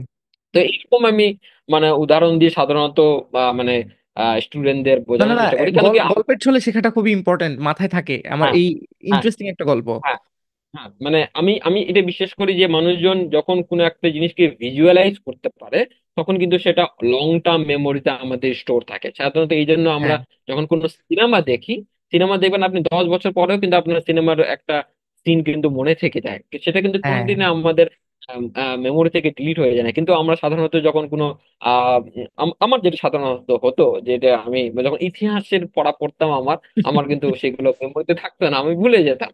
আমার থাকতো না, কারণ আমি এটা ভিজুয়ালাইজই করতে পারতাম না, ঠিক আছে? তো এই যে যদি কোনো পড়াশোনাকে বা কোনো কনসেপ্টকে, কোনো হার্ড কনসেপ্টকে যদি এরকম ইজিলি ভিজুয়ালাইজেশন অনুযায়ী পড়ানো হয়, তাহলে সেটা আমাদের লং টার্ম মেমোরিতে স্টোর থাকে এবং সেটা কিন্তু দীর্ঘদিন আপনার কাছে থাকবে, সেটা আপনি কোনোদিনও ভুলবেন না। কিন্তু যদি আমি এরকম বলতাম, ট্যাগ হলো গুগল ট্যাগ ম্যানেজার এমন কিছু, যেটা হলো যে যা আমরা যেখানে ট্যাগ সেট আপ করি, ফেসবুকের কাছে যেটা পাঠাবা তখন তুমি ফেসবুক পিক্সেলে ট্যাগ তৈরি করে দেবা। ট্রিগার হলো যে যখন তোমার বাটন ক্লিক করবে বা কোনো একটা ইভেন্ট হবে তোমার ওয়েবসাইটে, তখন তুমি ট্রিগার করবা। ভ্যারিয়েবলস হলো ওখানে কোনো ডেটা স্টোর করবে। এরকম যদি আমি মনে করুন বোঝাতাম, তো সেটা কিন্তু মানুষজন যখন বুঝে গেলাম সেখানেই মনে থাকলো, কিন্তু তারপর দিনই কিন্তু সে সেটা বলে যাবে। তো এই কনফিউজ হয়ে জন্য যাবে এটা সাধারণত নিয়ে। আমি ক্লাস, হ্যাঁ, এটা সাধারণত আমি এইভাবেই বোঝানোর চেষ্টা করি basically. Interesting, interesting. Okay, so আমাদের জার্নিতে আমরা তো এখন এখন তন্ময়কে আমি ওয়েব অ্যানালিটিক্স বানাচ্ছি, ওয়েব অ্যানালিটিক্স এক্সপার্ট বানাচ্ছি। সো আমরা বুঝতে পেরেছি যে ওয়েব অ্যানালিটিক্স মানে কেন ইম্পর্টেন্ট। এটা শুধুমাত্র অ্যাড যারা চালায় তাদের জন্য না। আমার একটা ব্লগিং ওয়েবসাইট আমি ক্রিয়েট করেছি, আমি ডিজিটাল মার্কেটিং হতে চাই না, আমি একজন ভালো ব্লগার। আমি চাই আমার সুন্দর লেখনী আমি দুনিয়াকে জানাবো। আমি একটা ওয়েবসাইট ক্রিয়েট করেছি, ওখানে আমার রেগুলার আপডেট করি। আমার এক ভাই আছে, ও বলে ও নাকি এসিও নাকি পারে। ওকে ডেকেছি, ওকে আমি মাঝে মাঝে কিছু খাওয়াই, ও আমাকে এসিও করে দেয়। এবং সাথে এই পার্টটা যেটা আছে, আমার ওয়েবসাইটে আসলে কারা দেখছে, আমি ভাবতেছি যে আমি অনেক মুভি দেখি। সো হলিউড মুভি রিলেটেড আমি একটা ওয়েবসাইট বানিয়েছি। ওখানে হলিউড মুভি রিভিউ করি, এবং যখনই কেউ জানতে চায় হলিউড মুভি রিলেটেড কিছু, আমি চাই আমার ওইটা সবার আগে আসুক। এখন আমার সমস্যা হচ্ছে, আমি ওই ব্লগিং ওয়েবসাইটটাতে একটা পাশে মানে একটা পার্টে আমি কিছু মুভির ফেমাস টি শার্ট সেল করতে চাই, ড্রপ শিপিং করতে চাই। এই জন্য আমি একটা মানে সব সেকশন খুললাম। এখন সব সেকশনে বুঝতে হবে যে আদৌ আমি কি, মানে আমি শুধু আমেরিকাতে শিপ করতে পারবো ওই ড্রপ শিপিং, কিন্তু আমার বুঝতে হবে আমার ট্রাফিক আমেরিকা থেকে আসছে কিনা, কারণ আমি কোনো পেইড অ্যাড লঞ্চ করবো না। আচ্ছা, সহজ করে বললে, আমার প্রোডাক্টটা শুধুমাত্র আমেরিকাতেই আমি ডেলিভারি করতে পারবো। তা আমি চাই বেশিরভাগ মানুষ যেন আমেরিকাতেই আসে। কিন্তু আমি এটা আচ্ছা, জানি না যে আমেরিকার লোক কি আসলে আমার ওয়েবসাইটে আসছে কিনা। এখানে আমাদের আসছে একটা কি? কনসেপ্ট চলে আসলো, GA4, বা আগে যেটা আমরা হ্যাঁ, ইউনিভার্সাল অ্যানালিটিক্স বলতাম। সো এখন হ্যাঁ, ভাইয়ের কাছে আমি একটু জানতে চাই, এই যে আমি পুরো স্টোরিটা বললাম, এই স্টোরিতে এখন আমার গুগল অ্যানালিটিক্স কোথায় আসবে? আমরা তো গুগল ট্যাগ ম্যানেজার বুঝলাম। হ্যাঁ। গুগল অ্যানালিটিক্স পার্টটা হলো যে মনে করেন যে মানে গুগল অ্যানালিটিক্স হলো এমন একটা টুল, যে টুলটা আপনার ইউজারের বিহেভিয়ার বা আপনার ওয়েবসাইটে কি অ্যাক্টিভিটিস হচ্ছে এগুলোকে অ্যানালাইজ করতে আপনাকে হেল্প করবে। তাহলে হুম। গুগল ট্যাগ ম্যানেজার কি? রাহি ভাই, গুগল ট্যাগ ম্যানেজার হলো এমন একটা টুল যেটা আমার ওয়েবসাইটে যে ইভেন্ট গুলো হচ্ছে বা যে অ্যাক্টিভিটিস গুলো হচ্ছে এগুলো ক্যাপচার করতে, মানে আমাকে যখন আমার ওয়েবসাইটে একজন, মনে করে সাপোজ অ্যাজ এ এক্সাম্পল যদি আমি বলি, যে মনে করেন একজন ইউজার আমার ওয়েবসাইটে আসলো, আসার পর সে আমার ওয়েবসাইটে একটা বাটন আছে, সেই বাটনে ক্লিক করলো সাপোজ, ঠিক আছে? তাহলে একটা অ্যাক্টিভিটি হলো, ঠিক আছে? এখন এই অ্যাক্টিভিটিটা যে হলো, এটা ক্যাপচার করবে কে? ক্যাপচার তো করতে হবে, নাহলে তো আমি এই জিনিসটা আমি ক্যাপচার না করতে পারি, তাহলে আমি আমাকে তো কোনো একটা জায়গায় ডেটাটা সেন্ড করতে হবে, তবে না আমি সেই ডেটাটাকে নিয়ে অ্যানালাইসিস করবো, তাই না? তো এই ডেটাটা, যে ইভেন্টটা হলো বা যে অ্যাক্টিভিটি গুলো আমার ওয়েবসাইটে হলো, সেটা ক্যাপচার করবে কে বা কার কোন টুলের মাধ্যমে আমরা ক্যাপচার করবো? সেটা হলো গুগল ট্যাগ ম্যানেজার। এই গুগল ট্যাগ ম্যানেজারের মাধ্যমে আমরা এই ইভেন্টটা যে বা যে অ্যাক্টিভিটিটা আমার ওয়েবসাইটে হলো সেটা আমি ক্যাপচার করলাম। আচ্ছা, ক্যাপচার করে কি এটাকে পকেটে ঢুকিয়ে রাখবো রাই ভাই? না, না, দেখতে হবে অবশ্যই আমার না। কোথাও, হ্যাঁ, হ্যাঁ, তো অ্যানালাইজ আমাকে করতে এই হবে। জিনিসটা শিখতে হবে এবং অ্যানালাইসিস করতে হবে, তাহলে আমি ওই ডেটাটা, যে ইভেন্টটা আমি ক্যাপচার করলাম, করার পর এরকম মার্কেটে অনেক অ্যানালিটিক্স টুল আছে, অ্যানালিসিস টুল আছে, তার মধ্যে one of the most popular হলো গুগল অ্যানালিটিক্স বা GA4, ঠিক আছে? তো আমি এই ইভেন্টটা কি করব, গুগল অ্যানালিটিক্স এর কাছে পাঠিয়ে দেবো। আচ্ছা, গিয়ে পাঠিয়ে দিলাম। তারপরে স্টেপ কি রাই ভাই? এখন পাঠিয়ে দিয়ে কি আমি ঘুমিয়ে পড়বো? না। এবার আমি যাওয়ার পর এবার আমি ওখানে কি করব, আমি ওখানে গুগল অ্যানালিটিক্স এ অনেক ধরনের রিপোর্ট হয়। দুই ধরনের রিপোর্ট আমরা গুগল অ্যানালিটিক্স তৈরি করতে পারি, একটা হলো স্ট্যান্ডার্ড রিপোর্ট, এন্ড হলো একটা কাস্টম রিপোর্ট, ঠিক আছে? হ্যাঁ। তো স্ট্যান্ডার্ড রিপোর্টস মানে হলো যে যে রিপোর্ট গুলো গুগল অ্যানালিটিক্স প্রিভিয়াসলি বিল্ড করে রেখেছে আমাদের জন্য, মানে তারা দেখেছে, দীর্ঘদিন তাদের অ্যানালিসিস করে দেখেছে যে most of the businesses need certain 5 or 6 reports repeatedly, ঠিক আছে? তো তাই জন্য তারা কি করে যে যেন এই রিপোর্ট গুলো বারবার যেন বিজনেসদের তৈরি করতে না হয়, তাদের একটু সুবিধার জন্য তারা এই রিপোর্ট গুলো প্রিভিয়াসলি বিল্ড করে রাখে, সো দ্যাট আমরা ইজিলি ওই রিপোর্ট গুলো গিয়ে দেখতে পারি, ঠিক আছে। হুম। তো এইগুলো আছে বলা হয় স্ট্যান্ডার্ড রিপোর্ট, যেগুলো হলো মানে গুগল অ্যানালিটিক্সে যখন আপনি অ্যাকাউন্ট তৈরি করবেন, একটা প্রপার্টি তৈরি করবেন, তখন এটা ইনবিল্ড আসবে, ঠিক আছে। আচ্ছা, এখন লাগবে আমার এই স্ট্যান্ডার্ড রিপোর্ট গুলো তো ঠিক আছে, ওয়েল এন্ড গুড, কিন্তু আমার কাস্টম অ্যানালিসিস এর প্রয়োজন, আমি আরো ইন ডেপথে যাব। মনে করেন আমি যে ডেটাগুলো গুগল অ্যানালিটিক্স থেকে যে পাঠিয়েছি, এটা আমি আমার নিজের অনুযায়ী রিপোর্টটা তৈরি করব, বা আমার ওই রিপোর্টে আরো সার্টেন কিছু ডেটা আমার প্রয়োজন হয় যেটা স্ট্যান্ডার্ড রিপোর্টে দেখাচ্ছে না, তো এরকম আমার কোন রিপোর্টের প্রয়োজন, বা আমার যে কোম্পানির মালিক আছে সে হয়তো যেমন জিজ্ঞেস যেমন আমি করছে। এক্সাম্পল দেই, যেমন আমি আমার ওই ওয়েবসাইটে জানতে চাই যে শুধুমাত্র আমার 3টা পেজ স্ক্রল করে 10 সেকেন্ড দাঁড়িয়েছে কারা, শুধুমাত্র আমার তাদের হুম, দরকার। এইটা একটা কাস্টম হ্যাঁ, রিপোর্ট হবে হয়তো, রাইট?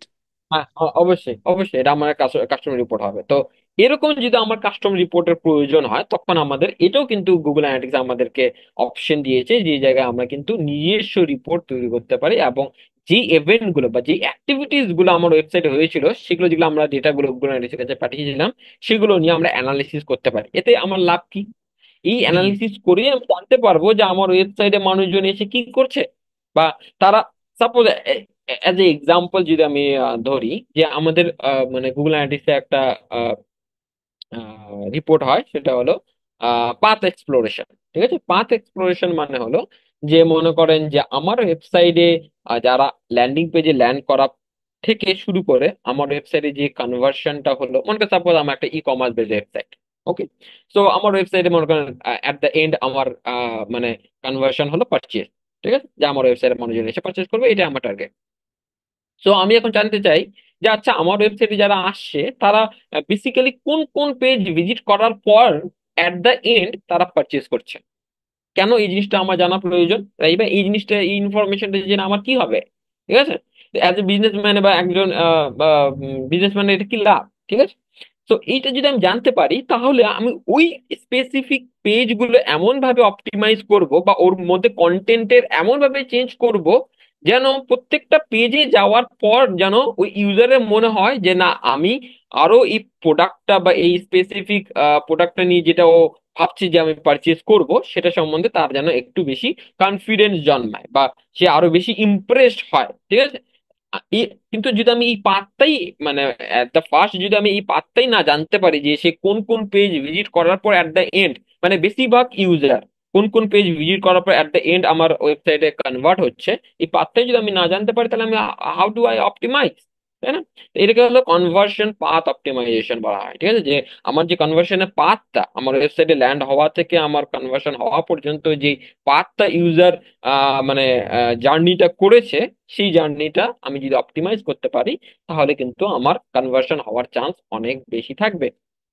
সেরকম যদি আমার আরেক ধরনের আমাদের রিপোর্ট হয়, কাস্টম রিপোর্ট জিও করে, সেটা হলো যে আমাদের ওয়েবসাইট যদি মনে করেন কোনো লিড জেনারেশন ওয়েবসাইট হয়, বা কোনো সার্ভিস বেস ওয়েবসাইট হয়, যেখানে আমার একটা ফানেল আছে, ঠিক আছে, যেটাকে বলা হয় ফানেল এক্সপ্লোরেশন, ঠিক আছে। তো এই ফানেল এক্সপ্লোরেশন আমি দেখতে পারি যে আমার সাধারণত আমাদের ফানেলে কি হয়, প্রত্যেকটা স্টেপ থাকে, step one, step two, step three, step four, at the end say funnel complete, তাই না? তো এই মানে ফানেল পারচেজ করলো বা এক্সপ্লোরেশন কোনো একটা আমরা, লিড দিল, যেটাই হ্যাঁ, হলো। হ্যাঁ, ফানেল, হ্যাঁ। তো সাধারণত এই ফানেলে আমি দেখতে পারবো যে আমার কোন স্টেপে বেশিরভাগ মানুষ ড্রপ অফ হয়ে যাচ্ছে, স্টেপ হুম। ওয়ানে, স্টেপ টুতে, না স্টেপ থ্রিতে, না স্টেপ ফোরে। যদি আমি দেখি যে না, স্টেপ টুতে আমার বেশিরভাগ ইউজার আমার ওয়েবসাইটে যারা আমার ফানেলে এন্টার করছে স্টেপ ওয়ানে, তাদের তাদের মধ্যে থেকে আমি দেখছি যে বেশিরভাগ মানুষই স্টেপ টুতে বা স্টেপ থ্রিতে তারা ড্রপ অফ হয়ে যাচ্ছে, তাহলে নিশ্চয়ই আমার স্টেপ বাই স্টেপ টুতে বা স্টেপ থ্রিতে এমন কিছু প্রবলেম আছে, যে প্রবলেমের জন্য আমার মানুষজন কিন্তু বেশিরভাগ ড্রপ অফ হয়ে যাচ্ছে, ঠিক আছে? তাহলে আমাকে ওই জায়গায় কিন্তু প্রবলেমটা আইডেন্টিফাই করে সেই জায়গায় আমাকে কিন্তু ওটাকে ঠিক করতে হবে, নাহলে কিন্তু মানুষজন কিন্তু আর ফার্দার যে ফাইনালি স্টেপ আছে সেখানে কিন্তু সে মানে মুভ করবে না, তাই না? তো একদম। এই রিপোর্ট গুলো যদি আমি না জানতে পারি অ্যাজ এ বিজনেস ওনার, তাহলে আমি হাউ ডু আই অপটিমাইজ? ওই জন্য ওই জন্য বলে যে মানুষজন মানে দুই ধরনের মানুষ এই পৃথিবীতে হয়, যে ডেটার উপর বেস করে ডিসিশন নেয়, আর যে আরেকজন হলো যে যার মনের উপর বিশ্বাস, মানে আমার মনে হচ্ছে তাই জন্য আমি এরকম করছি, তাহলে যে মনের উপর বিশ্বাস করে ডিসিশন নেয় সে কোনোদিনই জিততে পারে না, আর যে ডেটার উপর বেস বেস করে ডিসিশন নিতে পারে সে কিন্তু সবসময় উইনিং হয়। ঠিক আছে? একদম এইটাই হলো একদম। ব্যাপার। এটা নিয়ে আজকে আমি একটা ছোট্ট টিউটোরিয়াল বানিয়েছি আমার চ্যানেল থেকে, সেটা হচ্ছে কাইন্ড অফ একজনের উপর রাগ করেই আমি একজনের সাথে কাজ করতাম, উনি একটা company chief marketing officer. So উনি আমাকে ওনার অনেক এক্সপিরিয়েন্স বলতো, অনেক পুরাতন পুরাতন। And I am the guy যে হচ্ছে সবসময় আপনি যেটা বললেন, আমার আর্লি ক্যারিয়ারে আমি একজনের সাথে কাজ করার সুযোগ হয়েছিল। উনি ছিলেন আমাদের বাংলাদেশি স্টার্ট আপ, আপনি হয়তো নাম শুনেছেন, চাল ডাল, ওইটার head of marketing and growth, online grocery delivery. So এখানে আবার ওই সময় যে বস ছিল হেড অফ গ্রোথ, উনি ছিলেন ওমর শরীফ ইবনে হাই। এখনো আমি ওনার সাথে কাজ করছি, আহ, এখনো কানেক্টেড, মেন্টর বলতে পারেন। তো ওনার কাছ থেকে প্রথম ডেটা জিনিসটা যে এত ইম্পর্টেন্ট, 20 সালের কথা বলছি, কোভিডের মানে আগে, পরে, পরেই অ্যাকচুয়ালি পরে কোভিড 2020 সালের। সো ওনার কাছ থেকে ডেটার ব্যাপারটা আমি জানতে পারি। সো মানে কোনো কিছুতে বিশ্বাস করা যাবে না, শুধু ডেটাতে বিশ্বাস করা যাবে। আমার এটা মনে হচ্ছে, একটা টেস্ট করে দেখি। সো আমি রিসেন্টলি একটা বিজনেসের সাথে কাজ করছিলাম, ওরা ওই যে আপনার আমসত্ত্ব এই টাইপের প্রোডাক্ট বিক্রি করে। সো ওদের ল্যান্ডিং পেজ একটা আমি বানাতে বলি, বানানোর পরে কনভার্সন এপিআই সেট আপ করা হয় ফেসবুক। যারা এই ব্যাপারগুলো জানতে চান, again go to Rai vice channel. ওকে।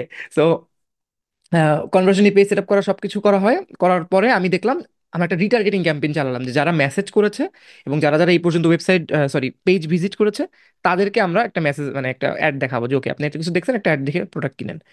আমার মানে ওদের বিজনেসের আমি ক্যালকুলেশন করে দেখলাম, ওদের যদি $1.62 মানে সিপিআর হয়, কস্ট পার রেজাল্ট, মানে $1.62 পর্যন্ত আমি খরচ করি, ওরা তখন পর্যন্ত প্রফিটেবল হবে। ওর বেশি হইলে ওরা প্রফিটেবল না, লস। তো আমার প্রথম এক সপ্তাহে এক কত 82 সেন্ট 83 সেন্টে একটা করে অর্ডার পাচ্ছিলাম। সো সুপার হ্যাপি, ওরা সাকসেসফুল। আমাদের ডেইলি বাজেট বেড়ে গেল অনেক। আমি চিন্তা করলাম ডেইলি যে বাজেটটা বাড়লো, একটা কাজ করি, আমার তো এনাফ ডেটা আছেই অ্যাড ম্যানেজারে, মেসেজ ক্যাম্পেইন এতদিন চালাচ্ছি, আমি একটা advantage plus shopping campaign run করে দিই, কি আছে জীবনে। তো আমি একটা advantage plus shopping campaign run করে দিলাম, এন্ড আমার বিশ্বাস করেন, এখন আমার সেলস আসতেছে 46 সেন্টে। So, আমি কিন্তু ওইখানে আহ, থাকতে পারতাম, চুপ থাকতে পারতাম, ওকে আমার তো আসতেছে, এখন আমি আর কিছু না করি। ওই যে আপনি বললেন এবি টেস্টের কথাটা, আমার এক্সপিরিয়েন্সে বলে রিটার্গেটিং ক্যাম্পেইন সবচেয়ে বেস্ট কাজ করবে। কারণ যারা আমাকে অলরেডি চিনে, যারা আমাদেরকে কিনেছে, বাট অ্যাডভান্টেজ শপিং ক্যাম্পেইন চালালাম, ইটস বুমিং। লাইক 52 সেন্ট ছিল, এখন 46 সেন্ট, মাঝে 36 সেন্টও হয়, কারণ আমি প্রতি 2-3 দিন অন্তর অন্তর আমি জাস্ট চেক করি। তো আপনি যে কথাটা বললেন যে ডেটার উপর ডিপেন্ড করে ডিসিশন নেওয়া, কারণ আমি আরেকটা বিজনেসের জন্য অ্যাডভান্টেজ শপিং ক্যাম্পেইন রান করেছিলাম, ওদের খুবই বাজে পারফর্ম করেছে। বাট তার মানে এই না যে আমার এই বিজনেসের জন্য বাজে পারফর্ম করবে। সো এই জন্যই ডেটা ড্রিভেন হওয়াটা খুব ইম্পর্টেন্ট। অ্যাকচুয়ালি রাহি ভাই, আপনার কাছে কোয়েশ্চেন অনেক আছে, আমি তাড়াতাড়ি, আমাদের সময় স্বল্পতা আছে, আমি তাড়াতাড়ি আপনাকে এক এক করে জিজ্ঞেস করি। সো অনেকের মাঝে একটা মিসকনসেপশন আছে যে আমাদের যদি ওয়েব অ্যানালিটিক্স জানতে হয়, শিখতে হয়, তখন আমাদেরকে মেবি ডেভেলপার হতে হবে।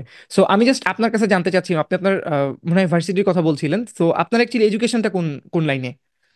আমার যেমন যদি বলে, আমি আমি ইকোনমিক্স পড়েছি অনার্সে। সো এই জন্য আমার কাছে কিছু জিনিস ইজি মনে হয়, লজিক্যাল এবং চিন্তার কারণে। সো আপনার এডুকেশনাল ব্যাপারটা জানতে চাচ্ছিলাম, মানে হাউ ডিড ইউ মানে গেট স্টার্টেড? আমি স্টার্ট মানে আমার যদি এডুকেশনাল ব্যাকগ্রাউন্ড হয় তো আমি কিন্তু বিটেক ইঞ্জিনিয়ার, ব্যাচেলর অফ ও টেকনোলজি, ঠিক আছে? আচ্ছা। হ্যাঁ, তো আমি মানে এরকম মানে ডিজিটাল মার্কেটিং এর লোক নয়, আমি একদম মানে পুরোপুরি ইঞ্জিনিয়ার, ঠিক আছে, যেটাকে বলা হয় মানে যেটা 4 বছরের কোর্স হয়, হ্যাঁ, তো যেটা ডিগ্রি। তো সেখানে আমি কম্পিউটার সায়েন্স নিয়ে পড়াশোনা করেছি, ঠিক আছে। তো তো আমি সাধারণত আমি এই ফিল্ডে আসার কথাও নয়, কিন্তু ওই কোভিড এর কারণে তখন আমি যখন আমাদের মানে এমন একটা সময় তখন গেছিল যে মানে আমি যখন জব চালু করি তখন আমি একটা স্মল স্টার্ট আপে চালু করেছিলাম, ঠিক আছে। সো বেসিক্যালি যখন কোভিড আসে তো তারা মনে করেন এক কথায় বলে দেয় যে না তোমরা নতুন মনে করেন কোম্পানি খুঁজতে পারো, আমাদের আর তোমাদের হচ্ছে না, হ্যাঁ। সো হুম। তারপর আমাকে কি করতে হয়, নতুন করে ভাবতে হয় যে না কি করা যায়, ঠিক আছে। তো আমি প্রথমে ভেবেছিলাম যে দেখা যাক মনে করেন সফটওয়্যার ডেভেলপমেন্ট নিয়ে কোনো কিছু ফ্রিল্যান্সিং বা কিছু করা যায় কিনা, ইন্টারন্যাশনাল মার্কেটে ক্লায়েন্টের সঙ্গে কাজ করা যায় কিনা। তো আমি আমি চেষ্টাও করেছিলাম, কিন্তু দেখেছি যে একটা সফটওয়্যার ডেভেলপ করতে গেলে বা তৈরি করতে গেলে একজনের পক্ষে এটা কখনোই মানে সম্ভব হয়ে উঠতে পারে না, মানে সম্ভব হয় না, ঠিক আছে। হুম। মানে এখানে একজন ফ্রন্ট এন্ড ডেভেলপার লাগে, ব্যাক এন্ড ডেভেলপার লাগে, আরো অনেক কিছু প্রয়োজনীয় হয়, ঠিক আছে। তো একজনের পক্ষে এটা কিন্তু সম্ভব নয়। ছোটখাটো সফটওয়্যার হলে ঠিক আছে, কিন্তু যদি আপনি একটা হিউজ স্কেলের যদি একটা সফটওয়্যার তৈরি করতে চান, it is not possible for 1 percent, ঠিক আছে। তো আমি তখন কি করি যে এই যে অল্টারনেটিভ কি জিনিস আছে সেটা নিয়ে আমি একটু এক্সপ্লোর করতে শুরু করি, ঠিক আছে। তো এই অল্টারনেটিভ যে জিনিসটা নিয়ে আমি এক্সপ্লোর করতে শুরু করলাম, তখন দেখলাম যে তখন কিন্তু ডিজিটাল মার্কেটিং এর খুবই বুম হচ্ছিল, কারণ কি একদম সবকিছু একদম। অফলাইন হয়ে গেছিল, এবং সবাই ডিজিটালি আসতে চাচ্ছিল যে কেমন করে আমাদের বিজনেসকে ডিজিটালে নিয়ে আসা যায়, ঠিক আছে? তো ডিজিটাল মার্কেটিং এ আমি বুক বানাচ্ছি। তখন আমি এরকম এক্সপ্লোর করতে করতে কয়েকটা ভিডিও দেখি, কয়েকটা আর্টিকেল পড়ি, কয়েকটা ইউটিউবে ভিডিও দেখি, এরকম দেখতে দেখতে হঠাৎ করে আমার ওই মানে করেন ওই ডিজিটাল মার্কেটিং একটা সাব পার্ট বা সাবসেট যদি বলা হয়, সেটাকে ওয়েব অ্যানালিটিক্স যদি ধরি আমরা, বা অ্যানালিটিক্স পার্টটা বা অ্যানালিসিস পার্টটা, সেটা সম্বন্ধে আমি জানতে পারি। তো এটা নিয়ে আমি একটু কিন্তু তখন এক্সপ্লোর করতে শুরু করি যে কেমন করে কি হয়, কেমন করে তখন মানে কোইন্সিডেন্টলি আমি দেখি যে এই যে ট্র্যাকিং পার্টটা বা এই ওয়েব অ্যানালিসিস পার্টটা, এটা একদম রিলেটেড আমি যে নিয়ে পড়াশোনা করেছি, ঠিক আছে? মানে কোইন্সিডেন্টলি আমি দেখি তখন স্বাভাবিকভাবে আমি যে জিনিসটা নিয়ে পড়াশোনা করেছি, যে জিনিসটা নিয়ে আমার এক্সপার্টিস, তো সেই জিনিসটা যদি আমি এই জায়গায় অ্যাপ্লাই করতে পারি, বা এই জায়গায় যদি সেই জিনিসটা আমার জন্য কমন চলে আসে, তাহলে সেই জিনিসটা স্বাভাবিকভাবে আমি এনজয় করব বেশি, তাই না? হ্যাঁ হ্যাঁ তো একদম। তখন আমি কিন্তু ওই জিনিসটা নিয়ে আরো বেশি এক্সপ্লোর করতে চাই, এবং দেখি যে আমি যেগুলো আমার ব্যাকগ্রাউন্ড বা যে টেকনিক্যাল সাইডে আমার ব্যাকগ্রাউন্ড, সেটার অনেক হিউজ পার্ট কিন্তু আমার এই জায়গায় কাজে কন্ট্রিবিউট লাগছে, মিলে করছে, এই যাচ্ছে, জিনিস স্পেশালি কাজে জাভা লাগছে, বা স্ক্রিপ্টের আমার পার্টটা। জাভা স্ক্রিপ্টের পার্টটা আমাকে কিন্তু অনেক হেল্প করছে, ঠিক আছে? তো তখন আমি এটাতে বেশি ইন্টারেস্টেড হই, এটা নিয়ে আরো এক্সপ্লোর করতে শুরু করি। এখন যদি কোশ্চেন এরকম হয়, তো রাহি ভাই, আপনি তো 4 বছরের ডিগ্রি কোর্স করেছেন, তারপর আপনি এসে এখানে ওয়েব অ্যানালিটিক্স শিখছেন বা শেখাচ্ছেন, বা যাই হোক যেটাই করছেন, তা আমাদেরকে কি এখন 4 বছরে ইঞ্জিনিয়ার হতে হবে, তারপরে আমি এটাতে না কাজ শুরু না, করবো? না আপনি, ঠিক আছে, doesn't এটা work that এটা way. আমার জন্য আমি বললাম, ঠিক আছে, কিন্তু আপনাদের জন্য যদি কেউ ওয়েব অ্যানালিটিক্স ফিল্ডে যদি কাজ করতে চায় বা এই ফিল্ডে আসতে চায়, তাহলে আমি বলবো যে প্রথমত যে আপনাকে প্রথম যেটা হতে হবে সেটা হলো আপনার অ্যানালিটিক্স মাইন্ডসেট হতে হবে। হ্যাঁ?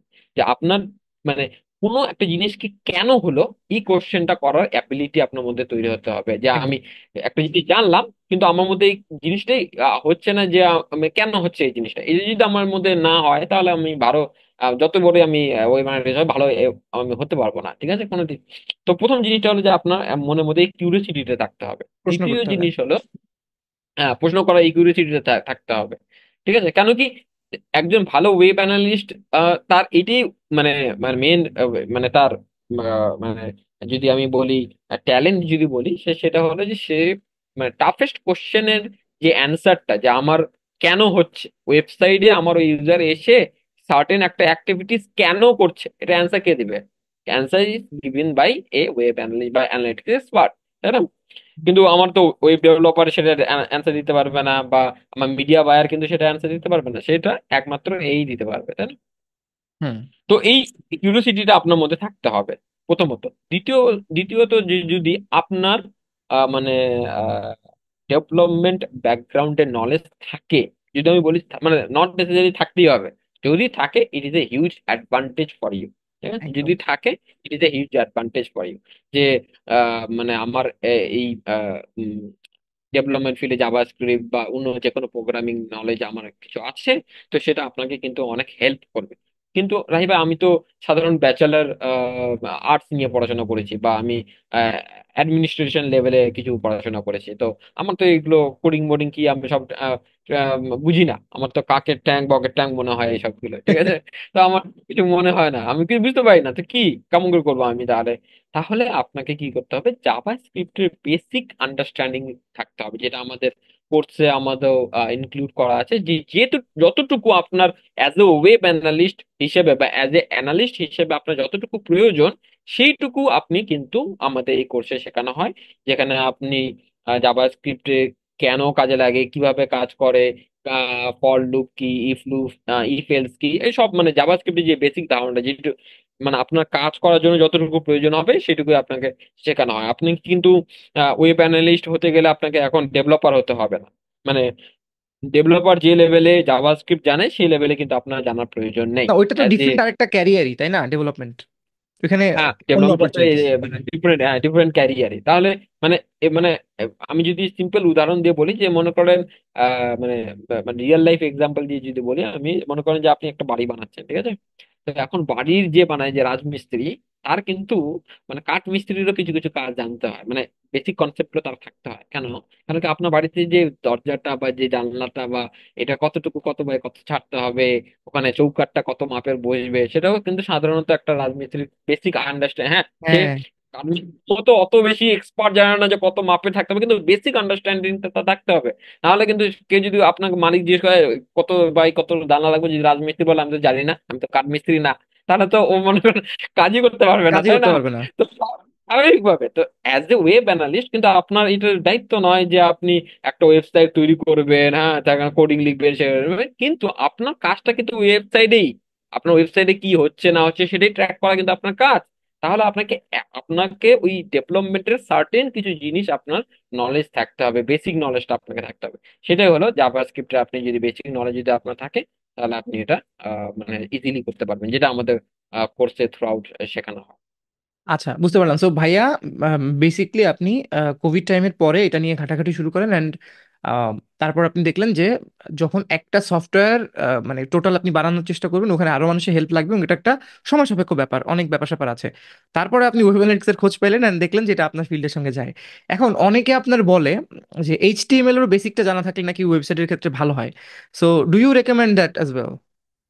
হ্যাঁ, মানে যদি এইচটিএমএল ও থাকে, মানে আমি বলবো যদি মানে 90% যদি আপনাকে মানে মাস্টার হতে হয়, তাহলে জাভাস্ক্রিপ্ট হলো 90%, আর 10% হলো আপনি এইচটিএমএল যদি আপনি জানেন, জানা থাকে, তাহলে আপনার হয়ে যাবে। সিএসএস আর এইসব জিনিস আপনাকে জানতে একদম হবে না, এটুকু একদম। আপনি যদি শিখতেন তাহলে হয়ে যাবে। Okay, those of you are watching, যারা এগুলো জানে না, W3 স্কুলে আপনারা এগুলো সব দেখতে পারবেন। এটা এটা লাইক হ্যাঁ, বেস্ট। আপনি স্কুলে আপনি গিয়ে আপনি এটা বেসিক্যালি যে নিজে থেকে এক্সপ্লোর করতে চান অবশ্যই পারবেন। একদম। আমার ক্যারিয়ারের যখন শুরু হয়েছিল 20 সালে, তখন আমি গ্রোথ ডিপার্টমেন্টে ছিলাম। গ্রোথে আমাদের গুগল অ্যাডও চালানো লাগতো, ফেসবুক অ্যাডও চালানো লাগতো, ইমেল মার্কেটিং এর কাজও করা লাগতো, SMS মার্কেটিং এ করা লাগতো, কন্টেন্ট লেখাও লাগতো, সব করা লাগতো লিটারেলি। ওই 6 জন আমরা ছিলাম, that was the first growth team of that start up. Start আপে কাজ করার মেইন সুবিধাটা হচ্ছে হ্যান্ডস অন, সব কাজ করা হয়। আমি আজকে একটা প্ল্যান ক্রিয়েট করেছি, সিইওর সাথে ডিরেক্টলি আমি জাস্ট ওনার রুমে ঢুকে যে ভাই বা স্যার এইটা আমি প্ল্যান করছি, কি করা যায়, উনি জাস্ট 2 মিনিট দেখবে, দেখে বলবে okay let's get right into ইট, একটা ইমেল শুট করবো, সব কাজ। অ্যান্ড লিটারালি এরকম হয়েছে। আম, আমরা একটা অফলাইন অ্যাক্টিভিটিস প্ল্যান করছিলাম, ওখানে একটা বাজেট দরকার ছিল। সো একদিনের মধ্যে 26 লাখ টাকার বাজেট প্ল্যান হয়ে যায়, আর আমরা ওটা স্পেন্ড করি। So আমি এটা এই জন্য বললাম, আমাদের ওই সময় একটা জিনিস তখন শেখার প্রয়োজন ছিল, বেসিক ডেটা নিয়ে কাজ করার জন্য। কারণ গ্রোথ ডিপার্টমেন্টটা ওয়াজ নট লাইক শুধুমাত্র ফেসবুক গুগল রিলেটেড, এটা আপনার অনেক ইন্টারনাল ডেটা নিয়েও কাজ ছিল। যে আমার বড় বড় ডেটা সেটে পাইথনের 10 মিনিট আছে, সমস্যা নেই। সো আমাদেরকে সিকিউএল শিখতে বলা হয়েছিল, SQL ও বলে ওইটা অনেকে। সো হ্যাঁ, সিকিউএল জিনিসটা আমাদের কেন দরকার ছিল? আমাদের তো চালডালে যখন জব করতাম অনেকগুলো ওয়্যার হাউস ছিল, 22-23টা। সো আমাদের এক্সেলে যদি আমি করতে চাই, ইট ওয়াজ মানে অনেক। সো আমাদের সবার সিকিউএল বেসিকটা শেখা লেগেছিল। সো একজন পারফরমেন্স মার্কেটার, এটা আপনার শুধুমাত্র ওয়েব অ্যানালিটিক্স না, আপনার কি মনে হয় সিকিউএলটাও মোটামুটি জানা উচিত? হ্যাঁ, দেখেন আমি বলি শোনেন, সিকিউএল তারাই শিখবে যে যাদের বেসিক নলেজটা ক্লিয়ার আছে। হ্যাঁ, সিকিউএল হলো যারা অ্যাডভান্স লেভেল। আমাদের ওয়েব অ্যানালিটিক্সেও সিকিউএল লাগে, স্ট্রাকচার কোয়ারি ল্যাঙ্গুয়েজ বলা হয় যেটাকে, যেটা আমাদের মনে করেন কোনো ডেটাবেস থেকে যদি কোনো ডেটা স্টোর আছে সেটা যদি আমাকে ফেচ করে আনতে হয়, তাহলে আমাদের সিকিউএল লাগে, স্ট্রাকচার কোয়ারি ল্যাঙ্গুয়েজ যেটাকে বলা হয়, ঠিক আছে? তো এটা আমরা কখন শিখবো? যখন আমার বেসিক ধারণাটা আমার ক্লিয়ার আছে, যে না আমি একটা সার্টেন লেভেল অবধি আমি জানি, যে আমার বেসিক যেগুলো আমার আহ, জিনিস হয় সেগুলো সম্বন্ধে আমার একদম ফুল কন্ট্রোল চলে এসেছে, এগুলোতে আমার যত ধরনের প্রবলেম আছে সবগুলো আমি সলভ করতে পারি, সবকিছু পারি। তখন আমি আমাকে যদি লেভেল আপ করতে হয়, তখন আমি কি পরের স্টেজে যেতে পারি, সেটা হলো আপগ্রেড করার জন্য। Structure query language. হ্যাঁ, আপডেট করার জন্য, যে আমি স্ট্রাকচার কোয়ারি ল্যাঙ্গুয়েজ জানলাম, সে এখন আমি একটা ডেটা ওয়্যার হাউস থেকে মনে করেন মাল্টিপল প্লেস থেকে আমি ডেটা এখানে স্টোর করেছি। সাপোজ আমার যেমন আমাদের ওয়েব অ্যানালিটিক্সে আছে বিগ কোয়ারি, ঠিক আছে?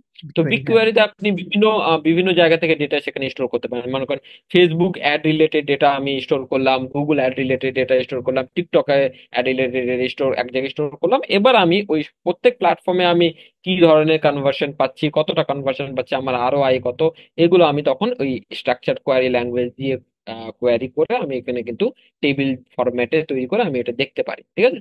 হুম। কিন্তু এটা ফর অ্যাডভান্স লেভেল। কিন্তু যদি অ্যাডভান্স লেভেল। আপনার মনে করেন বেসিকটাই আমার ক্লিয়ার নাই, আমি যে আমার যেটা ফান্ডামেন্টালস সেটা আমার ক্লিয়ার না, আমি জাম্প করে এখন যাচ্ছে, রাই ভাই আমাকে বলেছে স্ট্রাকচার কোয়ারি ল্যাঙ্গুয়েজ শিখতে শুরু আমি করবো আগে আমি কাল থেকে। এসকিউএল শিখে এসে তারপরে শুরু করবো কোর্স। শিখে দেবো, তারপর আমি এখন এখন এক তারপর সপ্তাহের মধ্যে ওকে আর গুগল খুঁজে পাবেন না আপনি। ট্যাগ ট্রিগার শিখতে যাব, তাহলে আপনি কোনোদিনই পারবেন না। ওই জন্য আমি হ্যাঁ, মানে প্রথম প্রথম স্টেজ হলো আপনাকে আপনার বেসটাকে ক্লিয়ার করা, ঠিক আছে? তারপর হুম, তার উপর যত তালা বিল্ডিং তৈরি করবেন তৈরি করেন, সেটাতে কোনো একদম অসুবিধা নেই, কিন্তু আপনার যদি মানে দুর্বল হয় তাহলে আপনি মানে মানে উপরের তলায় যেতে পারবেন। একদম। ভাই ভাই, আমার অনেক কোটি কোটি কোয়েশ্চেন আছে, বাট আমাদের টাইমের স্বল্পতা, আমি আপনাকে কুইকলি জিজ্ঞেস করি। ফেসবুক পিক্সেল যে জিনিসটা সবচেয়ে আমাদের বলতে পারেন সাবকন্টিনেন্টে ফেসবুক অ্যাড অনেক বেশি চলে। So Facebook pixel set up করার কয়েকটা ওয়ে আছে আমরা জানি, যে পার্টনার ইন্টিগ্রেশন, ম্যানুয়ালি আমাদের ওখান থেকে যে খুবই বাজে ওইটা ইভেন্ট সেট আপ করা। আরেকটা ওয়ে আছে গুগল ট্যাগ ম্যানেজার দিয়ে। তো আমার কোয়েশ্চেন জাতির কাছে, জাতির পক্ষ থেকে আপনার কাছে, যে কেন আমি গুগল ট্যাগ ম্যানেজার ইউজ করবো, কেন আমি ওই দুইটা ইউজ করবো না? তা আমি এই কোশ্চেনের অ্যান্সার আমি তখনই দেবো তোমাকে, যেটা হলো তোমাকে বলে দিলাম আমি। হ্যাঁ তো হ্যাঁ, আমি আপনার অনেক ছোট, তোমার বলতে পারেন। আচ্ছা, তো আহ, মানে তুমি যদি আমাকে এই কোশ্চেনটা অ্যান্সার দিতে পারো তাহলে আমি তোমাকে এই কোশ্চেন অ্যান্সার দেবো। আচ্ছা, অ্যাজ এ তুমি তো পারফরমেন্স মার্কেটার, তাই না? হুম। তো আমি যদি তোমাকে করি যে বুস্ট পোস্ট আর অ্যাডস ম্যানেজারের মধ্যে, অ্যাড চালানোর মধ্যে কি ডিফারেন্স? অবশ্যই বুস্ট পোস্ট বুস্ট গুলো তো পোস্ট ইজ ফর নুবিস, যেখানে জাস্ট আমি দুই তিনটা অটোমেটেড ক্লিক করার পরে ও আমাকে মোটামুটি একটা রিচ এনে দেবে। এইটাতে আমি তেমন কোনো কিছুই করতে পারবো না। আর যখন আমি অ্যাডস ম্যানেজার দিয়ে করব, তখন আমি প্রপারলি নেমিং করতে পারবো, কাকে দেখাতে চাই, কিভাবে দেখাতে চাই। প্রথমে অ্যাওয়ারনেস, তারপরে কনসিডারেশন, তারপরে লাস্টে ওদেরকে রিটার্গেট প্রপারলি করতে পারবো। এবং সাথে আমি যদি ওয়েবসাইটে চালাতে যাই, ওয়েবসাইটেও আমার কাছে অনেক বেশি কন্ট্রোল থাকবে, প্রপারলি আমি কাজটা করতে পারবো। ওইটা প্রফেশনাল হবে, আমি ওইটা যেহেতু আমার জীবিকা নির্বাহ হয় ওইটা দিয়ে, so আমি প্রফেশনালি কাজটা করতে পারবো। আর বুস্ট মানে ওকে ফোন দিয়ে করে ফেললাম, এটাই, এটাই ডিফারেন্স। আচ্ছা, সেম কনসেপ্ট এখানেও হবে, ঠিক আছে?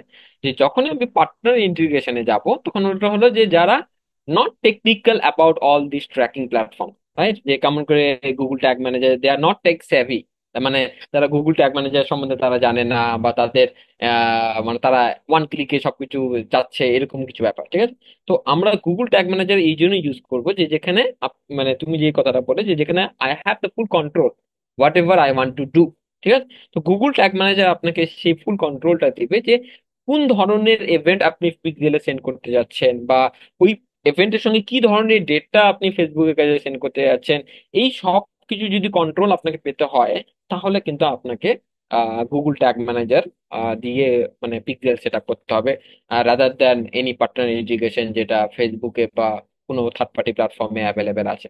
এবং একদম। ইনফ্যাক্ট 2 নম্বর পয়েন্ট হলো যে যখন আপনি কোনো পার্টনার ইন্টিগ্রেশন বা যেগুলো অ্যাপ যেগুলো মার্কেটে অ্যাভেলেবেল আছে সেগুলো দিয়ে যখন আপনি পিক্সেল সেট আপ করবেন, সেখানে কিন্তু আপনার যে ইভেন্ট গুলোতে কি ডেটা যাচ্ছে না যাচ্ছে এটা কিন্তু চেক করার কোনো ওয়ে নাই, বা আমার ট্যাগ ট্রিগার সঠিকভাবে ফায়ার হচ্ছে কিনা, বা আমি আমার ইভেন্ট ভিতরে একটা আদৌ অপশন আছে যাচ্ছে কিনা। টেস্ট টেস্ট ইভেন্ট, বাট ওটা একেবারে তেমন টেস্ট একটা ইভেন্টে ভালো না। আছে, হ্যাঁ, কিন্তু আমি যদি সাপোজ মনে করেন, ধরে নেন যে আমার ওয়েবসাইটে আমি একটা কাস্টম ইভেন্ট সেন্ড করতে চাই, সাপোজ আমার এক্স্যাক্টলি। ওয়েবসাইটে মানুষজন যদি 50-90% স্ক্রল করে তবে আমি একটা ইভেন্ট সেন্ড করবো, can I do that with the pattern integration? I can not do that, তাই না? তো সেখানে হলো আমার একটা লিমিটেশনস আছে, হ্যাঁ? তো আমি কিন্তু গুগল ট্যাগ ম্যানেজার আমি যদি চাই তো সেটা আমি কিন্তু করতে পারবো, এবং প্রত্যেক ইভেন্টের জন্য আমি কিন্তু সার্টেন কিছু প্যারামিটারসও সেন্ড করতে পারবো, তাই না? এবং থার্ড একদম। নাম্বার অপশন হলো যে আমাদের এখন যেটা মানে প্রাইভেসি ফোকাস যে রেগুলেশনস গুলো, মানে জিডিপিআর, তারপর হুম আরো হুম। যে রেগুলেশনস গুলো যেগুলোতে বলা হচ্ছে যে তোমাকে যদি কোনো একটা ইউজারের অ্যাক্টিভিটিস ট্র্যাক করতে হয়, তো you have to take the permission of that particular user. হ্যাঁ, হুম, সে যদি তোমাকে পারমিশন দেয় তবে কিন্তু সে তুমি তাকে ট্র্যাক করতে পারবে, আদারওয়াইজ এটা প্রাইভেসি ভায়োলেশন হয়ে যাবে, তাই না? একদম। এবং এই ডেটাটা তো তুমি মানে মানে দুই পার্টির মধ্যে থাকার কথা, মানে যে ওয়েবসাইটটা ভিজিট করলো সে আর যার ওয়েবসাইটটা, তার মধ্যে এই দুই পার্টির মধ্যে কিন্তু ডেটাটা থাকার কথা। কেন কি দুজনেই এই ট্রানজাকশন ইনভলভমেন্ট আছে, কিন্তু আমার ডেটাটা সেন্ড করছি কোথায়? একটা থার্ড পার্টির কাছে, ফেসবুক, যে তার কিন্তু এই জায়গায় কোনো রোল নাই। মানে যে ওয়েবসাইট ভিজিট করলো আর যে যার ওই ওয়েবসাইটটা, দুজনের মধ্যে কিন্তু ফেসবুক কি থার্ড পার্টি একজন, ওর তো একদম। কোনো এখানে রোল নেই, কিন্তু যেটা আমি থার্ড পার্টির কাছে সেন্ড করে দিচ্ছি, ঠিক আছে? তো এই যেরকম যদি আপনাকে ডেটা থার্ড পার্টি সেন্ড করতে হয়, তাহলে কিন্তু ইউজারের পারমিশন নিতে হবে যে I want to track whatever activity that you are doing in my website to send to a third party platform. কিন্তু যদি আপনি পার্টনার ইন্টিগ্রেশনে যান, সেখানে কিন্তু সেই লিবার্টি বা সেই পারমিশন নেওয়ার যে মানে ওয়েটা, সেটা কিন্তু আপনার কাছে অ্যাভেলেবেল থাকবে না। কিন্তু সেটা গুগল ট্যাগ ম্যানেজার দিয়ে করলে আপনি কিন্তু ইউজারের পারমিশন অনুযায়ী আপনি আপনার ট্যাগ গুলো ফায়ার করাতে পারবেন। যদি ইউজার পারমিশন দেয় তাহলে আপনার ট্যাগ ফায়ার হবে, যদি ইউজার পারমিশন না দেয় তাহলে আপনার ট্যাগ গুলো ফায়ার হবে না। তার মানে আপনি ইউজারের প্রাইভেসিটাই, মানে প্রাইভেসিটাকেও মেনটেন করলে, তার সঙ্গে সঙ্গে আপনি ট্র্যাকিংও করলেন। মানে এরকম নয় যে আমি ট্র্যাকিং করতে গিয়ে ইউজার প্রাইভেসি প্রাইভেসি আমি একদম মানে ব্যাঘাত ঘটিয়ে দিচ্ছি, তাই না? তো সেটা তো ইলিগাল হয়ে যাবে। তো এই একদম হলো ব্যাপার। একদম। তো যারা আমাকে জিজ্ঞেস করতেন এটা, এখন আপনারা অ্যান্সার পেয়ে গেছেন, এবং এর সাথে রেফারেন্স হিসেবে আমি আপনাদেরকে একটা জিনিস দেখতে বলবো। আপনারা যারা যারা দেখছেন, পেন অ্যান্ড পেপার বা কোথাও লিখে নেন। দ্য সোশ্যাল ডিলেমা নামে একটা নেটফ্লিক্সের সিরিজ আছে। সো সিরিজ না, একটা ডকুমেন্টারি আছে, ওটা আপনারা দেখতে পারেন। যারা ডেটা, তারপরে জিডিপিআর পলিসি, এগুলো নিয়ে যারা আপনারা বোঝার চেষ্টা করছেন, এটা একটা মাস্ট। কারণ আমাদের পারফরমেন্স মার্কেটিং ফিল্ডটা এত ভ্যাস্ট, বা এখানে আপনাকে এত বেশি আপডেটেড থাকতে হবে যে আপনাকে বাইরের আউট নলেজ অনেক দরকার। আপনি জাস্ট যদি, আমি ছোট করছি না কাউকে, বাট আপনি যদি ধরেন একটা ব্যাংকের একটা ক্যাশিয়ারের জব করছেন, ওখানে কিন্তু আপনার কাজ ফিক্সড করা প্রোগ্রাম, ওই যে ট্যাগ ট্রিগার ভেরিয়েবল, একটা কাজ আপনাকে হ্যাঁ, করতে হবে। হ্যাঁ, বাট এইখানে আপনাকে রেগুলার আপডেটেড থাকতে হবে। কেবল আমি যে এক্সাম্পলটা দিলাম যে shop advantage plus shopping campaign, তার বাদে একটা manual retargeting campaign. Advantage plus shopping campaign কিন্তু আমি 21 সালে চালাইনি, 20 সালে চালাইনি, তখন কিন্তু এগুলো ছিল না। সো এই জন্যই আপডেটেড থাকাটা অনেক ইম্পর্টেন্ট। সো আমাদের আর 1 মিনিট 44 সেকেন্ড আছে। তো ভাইয়াকে লাস্ট কোয়েশ্চেন, তার আগে আমি ছোটখাটো একটা এন্ডিং নোট দিয়ে নিই। আপনার সাথে আমার আরো কয়েকবার বসতে হবে, and I really want to see Growth Academy to be successful, because আমিও বলতে গেলে যেহেতু পেইড কোর্স কিনেছি, সো আমিও একটা সাকসেসফুল স্টুডেন্ট বলা যেতে পারে। So all the best wishes to you, এটা সবার আগে বলবো। এবং আরো আমাদের কয়েকবার বসতে হবে, আমার এখনো 3 কোটি কোয়েশ্চেন আছে আপনার কাছে। লাস্ট কোয়েশ্চেন হচ্ছে আপনার কাছে, আপনি একটা কনফারেন্সে যাচ্ছেন, ওইখানে ইন্ডাস্ট্রি এক্সপার্ট, মানে যারা থাকবে, কুমার স্কিট থেকে শুরু করে সবাই, ওইটার একটা স্টোরি জানতে চাই। এবং লাস্ট আরেকটা কোয়েশ্চেন, সেটা হচ্ছে খুব কুইকলি, ইন্ডাস্ট্রিতে আপডেটেড কিভাবে থাকবো? আমি ওই যে বললাম সবকিছু তাড়াতাড়ি চেঞ্জ হচ্ছে, এটা কিভাবে আমরা বুঝবো? সার্ভার সাইড ট্যাগিং চলে আসলো, কিছুদিন পর শুনতেছি এটা ওইটা, এখন এটা একজন নর্মাল পারফরমেন্স মার্কেটার কিভাবে করতে পারে? খুব কুইকলি।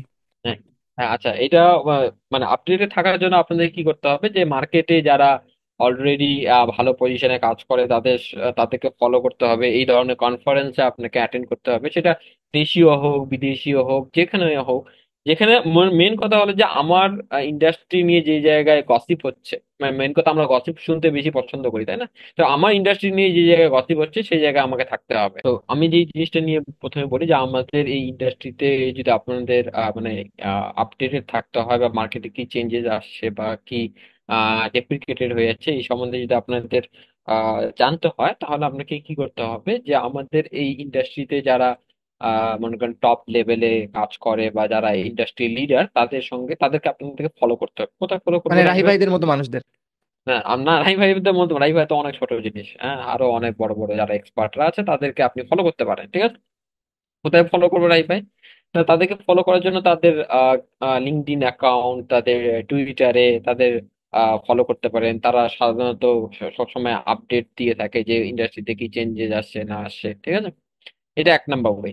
2 নম্বর ওয়ে হলো যে আমরা যেই প্ল্যাটফর্ম গুলো নিয়ে কাজ করব তাদের কিছু অ্যানাউন্সমেন্ট ইয়ে থাকে, চ্যানেলস থাকে, ঠিক আছে? যেখানে আহ, মানে তাদের টুলের মধ্যে কোনো চেঞ্জ, মানে গুগল ট্যাগ ম্যানেজারের বা গুগল অ্যানালিটিক্স এর এরকম অনেক অ্যানাউন্সমেন্ট চ্যানেল থাকে, সেগুলোতে আপনি জয়েন হয়ে থাকতে পারেন। তাহলে ওদের প্ল্যাটফর্মে যদি কোনো চেঞ্জেস আসে, তাহলে এই আপডেট গুলো আপনি সঙ্গে সঙ্গে সেখানে পেয়ে যাবেন, ঠিক আছে? বা যে ধরনের ওয়েবসাইট নিয়ে আপনি কাজ করেন, বা মনে করেন সাধারণত শপিফাই বা ওয়ার্ডপ্রেস, বা এই কমিউনিটিতে কি চেঞ্জেস আসছে বা তাদের প্ল্যাটফর্মে তারা কি চেঞ্জেস নিয়ে আসছে, সেই সম্বন্ধে আপনাকে কিন্তু আপডেটেড থাকতে হবে। আচ্ছা, এটা হলো প্রথম কোশ্চেন আনসার, যে আমি এই ইন্ডাস্ট্রিতে কিভাবে আপডেটেড থাকবো। 2 নম্বর হলো যে আপনি আরেক রকম ভাবে করতে পারেন, সেটা হলো যে এটা একটু মানে আরো ভালো হবে। এখানে আপনার নেটওয়ার্কিং চান্সও থাকবে, এবং আপনি মানে ইন্ডাস্ট্রিতে আপনি কি চলছে না চলছে সেটা সম্বন্ধে আপনি জানতে পারবেন। সেটা হলো যে এই ধরনের, মানে রিসেন্টলি যেমন আমি একটা কনফারেন্সে যাচ্ছি যেটা আমাদের হায়দ্রাবাদে হবে। তো যেটা মানে আমাদের ইন্ডাস্ট্রি যারা অনেক এক্সপার্ট কাজ করে, সেটা ডিজিটাল মার্কেটিং হোক বা ওয়েব অ্যানালিটিক্স হোক, তারা সবাই কিন্তু এই কনফারেন্সে অ্যাটেন্ড করবে, এবং সবাই নিজের নিজের পার্সপেক্টিভ বা নিজের নিজের টপিক সেখানে শেয়ার করবে। তো এইরকম কিন্তু কনফারেন্সে আপনারা জয়েন হতে পারে। সেখানে কি হবে, দুটো বেনিফিট হবে আপনার। 1 নম্বর হলো যে আপনার অনেক ধরনের নেটওয়ার্কিং অপশনস হবে, যে আপনার মতো আরো যারা এই ইন্ডাস্ট্রিতে কাজ করছে তাদের সঙ্গে আপনার একটা নেটওয়ার্কিং হওয়ার সুযোগ থাকবে। সেখানে আপনার একটা বন্ডিং তৈরি হবে, এবং তার সঙ্গে সঙ্গে আপনি কি জানতে পারবেন যে এই ইন্ডাস্ট্রিতে যারা এক্সপার্ট আছে তারা কি চেঞ্জেস আসছে, তারা এই সম্বন্ধে কি জানতে চাচ্ছে, বা 2025 সালে কি কি চেঞ্জেস আসবে বা কি আসতে চলেছে, সেগুলো সম্বন্ধে আপনার একটা নলেজ তৈরি হবে। ঠিক আছে? একদম। আচ্ছা। আহ, এই হলো মানে দুটো ওয়ে, তাছাড়া তো কিন্তু আর কোনো ওয়ে নাই। ঠিক আছে? আর ওকে। 3 নম্বর, যে তুমি কোশ্চেনটা করেছিলে সেটা হলো যে আমি ইনভিটেশনটা কিভাবে পেলাম, তাই না? তো একদম। ইনভিটেশনটা হলো যে আমি মানে অলরেডি আমি এটা বলেছি যে মেজর মার্কেটের আমি অলরেডি ওখানে ইনস্ট্রাক্টর, আমি ওখানে আমি মানে স্টুডেন্টদের ট্রেন করি। তো এই যে মানে কনফারেন্সটা হচ্ছে সেটা মেজর মার্কেটাররাই অর্গানাইজ করছে, হ্যাঁ, এবং এটা one of the world, world নয়, ইন্ডিয়ার ওয়ান অফ দা মানে মোস্ট বিগ মানে ইভেন্ট। ঠিক আছে? ভাইয়া তো আমি একটা কথা এখানে বলি মাঝখানে, you can call India as a small world because পপুলেশনের দিক দিয়ে এবং গ্রোয়িং মার্কেটের দিক দিয়ে ইন্ডিয়া ইজ হিউজ। সো হ্যাঁ, অফকোর্স। হ্যাঁ, হ্যাঁ, India is a huge market. কিন্তু তবুও আমি মানে মানে ওয়ার্ল্ড লেভেলে যদি আমি একটু বলি তাহলেও আমরা অতটা লেভেলে এখন যেতে মানে স্পেসিফিক্যালি ওয়েব অ্যানালিটিক্স ফিল্ডে, ডেভেলপমেন্ট হুম। ফিল্ডে নো ডাউট আমরা মানে ওয়ার্ল্ড গুগলের বেশিরভাগ ইঞ্জিনিয়ারই হ্যাঁ, হয়ে গেল ওয়ার্ল্ড যে। রিকগনাইজড, কিন্তু ওয়েব অ্যানালিটিক্স ফিল্ড বা ট্র্যাকিং ফিল্ডে যদি আমি ধরি তাহলে আমরা কিন্তু ওয়ার্ল্ড লেভেলে এখনো যেতে পারিনি ইন্ডিয়া। ঠিক আছে? তো এইটা আমাদের যে মানে ইভেন্টটা হবে সেটা হলো যে, তো মানে এটা হলো India one of the most মানে বিগ ইভেন্ট, এবং এটা one of the most fast মানে ইভেন্ট, যেটা স্পেসিফিক্যালি শুধুমাত্র ওয়েব অ্যানালিটিক্স কে ফোকাস করেই তৈরি হচ্ছে, মানে ইভেন্টটা হবে। আগেও অনেক বড় বড় ইভেন্ট হয়েছে, সেখানে মনে করেন ফোকাস ছিল ad related, Google ad, Facebook ad, সেইগুলো নিয়ে, কিন্তু স্পেসিফিক্যালি যে ট্র্যাকিং রিলেটেড পার্টটা নিয়ে যদি কোনো কনফারেন্স ধরা হয় তাহলে এটাই কিন্তু প্রথম হচ্ছে। তো যেহেতু আমি ওখানকার ট্রেনার, তাই জন্য আমাকেও ওখানে ইনভাইট করা হয়েছে, এবং সেখানে আমি একটা সেশনও নেব, এবং নাইস। প্রেজেন্টও করব। তো এখানে ইন্ডাস্ট্রির অনেক বড় বড় এক্সপার্টরাও আসবে। উমার তাস্কির সবাই চেনে, উমার তাস্কিরও আসবে, একদম। তারপর আরো ইউটিউবে সার্চ করলে সবার আগে ওনার ভিডিও আসে, এত ভিডিও হ্যাঁ, উনি বানিয়েছে। হ্যাঁ, হ্যাঁ, উমার তস্কির আসবেন। তারপর আবার আরো অনেক ইন্ডাস্ট্রি এক্সপার্টরা আছে, তারাও আসবেন। হ্যাঁ, অনেক বড় বড় এজেন্সি যারা আছে, যারা মাল্টি মিলিয়ন ডলার হ্যান্ডেল করে, তাদেরও অনেক ওনাররা আসবেন, তাদের এক্সপার্টাইজ শেয়ার করবেন যে কিভাবে একটা এজেন্সি চালাতে হয়, কিভাবে এজেন্সি মেনটেন করতে হয়, এজেন্সিতে কিভাবে কাজকর্ম হয়। এগুলো কনফারেন্সে গেলে কি হবে যে আপনার মাইন্ডটা ব্রড হবে। হ্যাঁ, সাধারণত আমরা ট্রু। মানে ভাবি যে আমি যতটুকু জানি সেটুকুই মনে হয় অনেক বিশাল বড় জিনিস। ঠিক আছে? আমি যে অনেক মানে মানে সব জানতে গানছাওয়ালা হয়ে গেছে আমি। বুঝতে পেরেছি? কিন্তু আপনি যখনই এরকম কনফারেন্সে যাবেন না, তখন আপনি মনে হবে যে না, আমি যেটুকু জানি সেটা কিছুই না, সেটা আমার একদম। সমুদ্রের এক জলও না। ঠিক আছে? তো এই এরকম কনফারেন্সে গেলে আপনার মাইন্ডটা ব্রড হবে, আপনি সবকিছু জানতে পারবেন। ঠিক আছে? তো এটাই আমার মানে সবার কাছে থাকবে যে আপনি যদি এরকম সুযোগ পান অবশ্যই এরকম কনফারেন্সে জয়েন করবেন। একদম। Congratulations on that. আমিও গতকালকে বাংলাদেশের মার্কেটিং ফিল্ডে টপ ধরা হয় এমন একজনের সাথে কালকে দেখা হয়েছে আমার। একটা প্রজেক্ট হয়তো কোলাবোরেশন হবে, এখনই অ্যানাউন্স করছি না, বাট সবাই ওনাকে চেনে। যাই হোক, তো আমি এক্স্যাক্টলি বুঝছি আপনি কি মিন করছেন। আমি ইভেন 2022-23 সালের দিকে আহ, মানে টাকা খরচ করে অনেক ইভেন্টে যেতাম just to talk to people, no them, just exchange cards যে আমি এটা করছি কি করেন। অ্যান্ড ওখান থেকে অনেকের সাথে পরিচয় হয়েছে। পরিচয় হওয়ার পরে মানে আমি জাস্ট তাদের টপ অফ দ্য মাইন্ড ছিলাম, ওকে এই ছেলেটা স্টার্ট আপে কাজ করে, ইয়াং, অনেক ছটফটে এবং এই কাজ পারে। তো এখান থেকে একজন আমাকে একজনের সাথে একটা কাজ দিয়েছিল, মানে 2022 সালের কথা বলছি। তার সাথে আমি এখনো তার ওই একটা ছোট ন্যাশনাল ইউনিভার্সিটির একটা কোর্স আছে, ওই কোর্সের জন্য আমি এখনো অ্যাড লঞ্চ করি। সো প্রতি মাসে আমার কিন্তু একটা রিকারিং রেভিনিউ থাকে। ওই যে লোকটার সাথে আমার পরিচয় হয়েছিল একটা স্ট্যান্ড আপ কমেডি শো দেখতে যে। সো এই ব্যাপারগুলো আসলেই কাজ করে। এটা তো আমি বললাম direct financial benefit. Financial benefit বাদেও দেয়ার আর আদার বেনিফিটস যদি আপনি পার্সোনাল ব্র্যান্ডিংকে মানে নজরআন্দাজ না করেন। এটাই। সো মানে অনেক কথা হলো আপনার সাথে, আমার আরো অনেক কিছু জানার ছিল। আমাদের রোড ম্যাপটা আমরা যদি শেষ করি, যেখানে পর্যন্ত আসছিলাম যে আমাকে বেসিক এইচটিএমএল জানতে হবে, জাভাস্ক্রিপ্ট আমি যদি বেসিক জানতে পারি আমাকে ডেভেলপার হতে হবে না। তারপরের কাজটা হচ্ছে মানে যেই লাস্ট যেটা আমি জানতে চাই সেটা হচ্ছে এখন অপরচুনিটিস কোথায়। যেমন বিভিন্ন এজেন্সিতে আগে হায়ার করা হতো হচ্ছে মার্কেটিং ম্যানেজার, তার আগে হায়ার করা হতো মার্কেটিং লোকজন, তারপরে মার্কেটিং এক্সিকিউটিভ, এখন ডিজিটাল মার্কেটিং এক্সিকিউটিভ, তারপর থেকে এখন হলো Facebook marketing expert, performance marketing expert, তারপরে আবার শুরু হলো digital analyst. So web analytics expert কিন্তু এখনো ওইভাবে করে লিঙ্কডইনে দেখা যায় না। বিদেশে আছে, বাংলাদেশ বা ভারতে, মানে কলকাতার ওই এলাকায় আমি কিন্তু খুব দেখি না। সো আমি ধরেন শিখলাম, শেখার পরে আমার কি কি ওয়ে আছে আর্নিং এর, এটা আমাদের আজকে লাস্ট কোশ্চেন। মোটামুটি এটা জানতে পারলে আমার যত অডিয়েন্স আছে তারা খুশি। সব তো বুঝলাম, এবার আমি টাকা ইনকাম করবো কিভাবে। হ্যাঁ, আচ্ছা, টাকা ইনকাম করার হলো মেন ওয়ে আছে। প্রথমটা ওয়ে হলো যে এটা হলো আপনার প্রেফারেন্সের উপর ডিপেন্ড করবে যে আপনি কিভাবে টাকাটা ইনকাম করতে চাচ্ছেন। I I want to do a job, or I want to earn as a freelancer. ঠিক আছে, দুটো ওয়ে আছে। ঠিক আছে, as a independent, not a, মানে ফ্রিল্যান্সার কথাটা ঠিক নয়, as a independent business owner. ঠিক আছে, ফ্রিল্যান্সারও কিন্তু একটা ইন্ডিপেন্ডেন্ট বিজনেস ওনার, সেও একদম। কিন্তু business চালায়, তাই না? তো সে কিন্তু সবকিছু ম্যানেজ করে, প্রজেক্ট নেয়, প্রজেক্ট ডেলিভারি দেয়, বিজনেসও কিন্তু সেই সেম জিনিসই হয়। ঠিক আছে। বিল তো ট্রেন করতে হয়, অনেক কিছু হ্যাঁ, আছে। হ্যাঁ, হ্যাঁ, তো ফ্রিল্যান্সার কথাটা আমরা সাধারণত বলে থাকি, কিন্তু সেও কিন্তু একটা ওয়ান ম্যান বিজনেসম্যান। ঠিক আছে, তো ওয়ান একদম। ম্যান। সো, তো এটা ডিপেন্ড করবে আপনার উপর। সো যদি আমি মানে যদি মানে ফ্রিল্যান্সিং বা বিজনেসের দিকে যদি আমি আসি, তাহলে হলো যে আপনি যদি অ্যাজ এ স্টার্টিং পয়েন্টে যদি শুরু করতে চান, তাহলে আপনি কিন্তু ওই যে যে মার্কেট প্লেস গুলো আছে সেই মার্কেট প্লেস থেকে শুরু করতে পারেন। মানে শুধু জাস্ট ফর দ্যাট, মানে এই ফিল্ডে কাজটা কিভাবে হয় সেটা টেস্ট নেওয়ার জন্য। ঠিক আছে, যে এখানে আপনাকে সারা জীবন থেকে যেতে হবে বা একটা প্ল্যাটফর্মের উপর আপনাকে ডিপেন্ডেন্ট হয়ে যেতে হবে, সেরকম না। Just to take the test how this, মানে এই ইন্ডাস্ট্রিতে কাজ কেমন করে হয়, তারপর আপনি প্রজেক্ট নিলে সেইটা কি ধরনের প্রজেক্ট গুলো আসে, বা কি ধরনের মানে ক্লায়েন্টরা কি ধরনের প্রজেক্ট নিয়ে আপনার কাছে আসে, সেই একটা সিম্পল ধারণা নেওয়ার জন্য আপনি কাজ করতে পারেন সেখানে। আচ্ছা, এটা হলো একটা ওয়ে। দুই নম্বর ওয়ে, এবং সেটা one of the first way, মানে আপনি তাতে করে কাজ পাবেন যদি আপনি এই মার্কেট প্লেস দিয়ে চালু করেন, যেখানে আপনি কিছু টাকা ইনকাম করবেন, তখন আপনার একটা আনন্দ হবে যে আচ্ছা আমি শেখার পাশাপাশি কিছু টাকাও ইনকাম করছি। ঠিক আছে। আচ্ছা, এবং তাতে কনফিডেন্টও বিল্ড করবে। ঠিক আছে, যখন আপনি টাকা ইনকাম করবেন কোনো একটা যে জ্ঞান থেকে, তখন দেখবেন আপনার অটোমেটিক কনফিডেন্স বিল্ড হয়ে যাবে যে আমি পারবো এবার। ঠিক আছে। আর যতক্ষণ না টাকা ইনকাম করবেন, ততক্ষণ মনে হবে যে না, হচ্ছে তো, পাচ্ছি না আমি কিছু। ঠিক আছে। তো এবার দুই নাম্বার ওয়ে হলো যে আপনি ওই আউট অফ মার্কেট প্লেসে আপনি ক্লায়েন্ট হান্টিং করতে পারেন। সেটা অনেক ধরনের ওয়ে আছে, হ্যাঁ। সেটা একটা, মনে করেন, ইমেল মার্কেটিং করতে পারেন, আপনি অ্যাড চালাতে পারেন। ঠিক আছে, আপনার পার্সোনাল ব্র্যান্ড তৈরি করতে পারেন, আপনাকে নিজেকে একটা এক্সপার্ট হিসেবে ইন্ডাস্ট্রিতে রিকগনাইজ করে রাখতে পারেন। সেটা অনেক ওয়ে আছে, সেগুলো করে আপনি কিন্তু ক্লায়েন্ট হান্ট করতে পারেন। ঠিক আছে, দুই ওকে। Number way. আর তিন নাম্বার ওয়ে যদি আপনাকে দেখতে হয় যে না আমি রাইভা আমি জব করবো, ঠিক আছে। তো জব মার্কেটে যদি আমি দেখি যে আপনাকে যদি ইন্ডিভিজুয়াল যদি ধরা হয় যে না আমি শুধু তাইবে ওয়েব অ্যানালিটিক্স নিয়ে আমি শুধু জানি, আর কোনো কিছু বিষয় জানি না, আমি অ্যাড সম্বন্ধে জানি না, কিছু জানি না, তাহলে কিন্তু এরকম স্পেসিফিক্যালি যে ওয়েব অ্যানালিটিক্স একজন হায়ার করবে, মানে আমাদের বাংলাদেশ বা ইন্ডিয়ান সাবকন্টিনেন্টে যদি আমি ধরি, তাহলে কিন্তু এইটা এখন পর্যন্ত এরকম, মনে করেন, খুব ডিমান্ডেবল বা মানে এরকম কোনো পজিশন কিন্তু এখন পর্যন্ত তৈরি হয়নি, যেখানে শুধু স্পেসিফিক্যালি যে না আমি হায়ার করছি ফর ওয়েব অ্যানালিটিক্স, তাকে অন্য কিছু জানতে হবে না, ওয়েব ট্র্যাকিং সম্বন্ধে জানলেই হবে তার।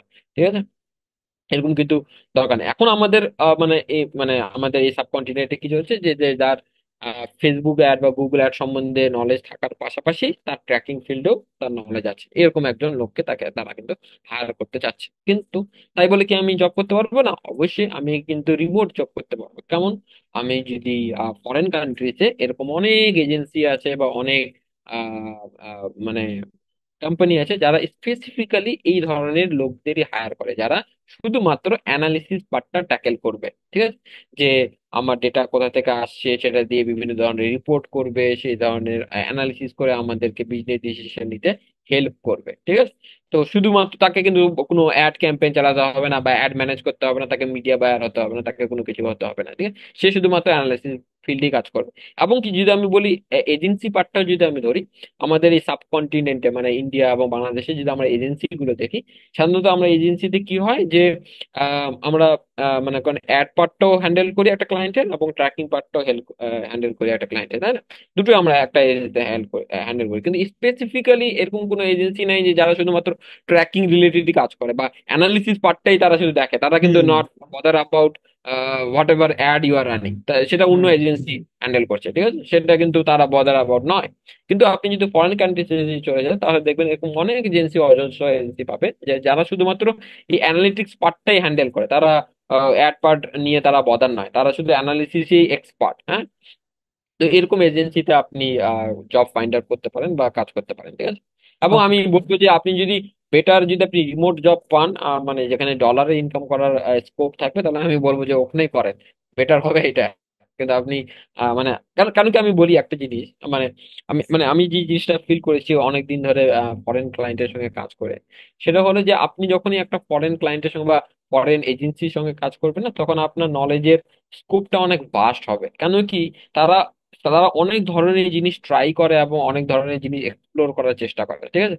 কিন্তু আমি দেখেছি মানে সাধারণত আমাদের এই ইন্ডিয়া বা বাংলাদেশ, তারা দেখবেন মানে একটা লিমিটেড, মানে কেমন জানি না আমি কি কি কারণে একটা লিমিটেড, মানে একটা বাউন্ডারি তারা একটা এঁকে আপনিও দিয়েছে দেখেছেন যে না? হ্যাঁ, এই বাউন্ডারিটার ভেতরেই তারা থাকতে চায়, এই বাউন্ডারিটার বাইরে তারা যেতে চায় না, এই out of the true. Box তাদের থিঙ্কিং নেই, ঠিক আছে। জানি না হোয়াট এভার দ্য রিজন, ঠিক আছে।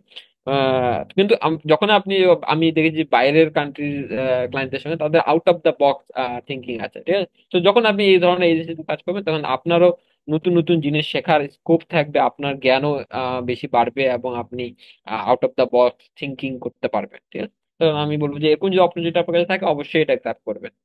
তো আপনি বলতেছেন তাহলে আমাদের তিনটা অপশন আছে। একটা হচ্ছে একটা ফ্রিল্যান্সার হিসেবে ট্রাই করা, দুই হুম। কোনো একটা জব করা যেখানে এটার সাথে একটা স্কিল থাকবে, যেমন আমি গুগল অ্যাড এক্সপার্ট, সাথে ওয়েবনেটিক্স এক্সপার্ট।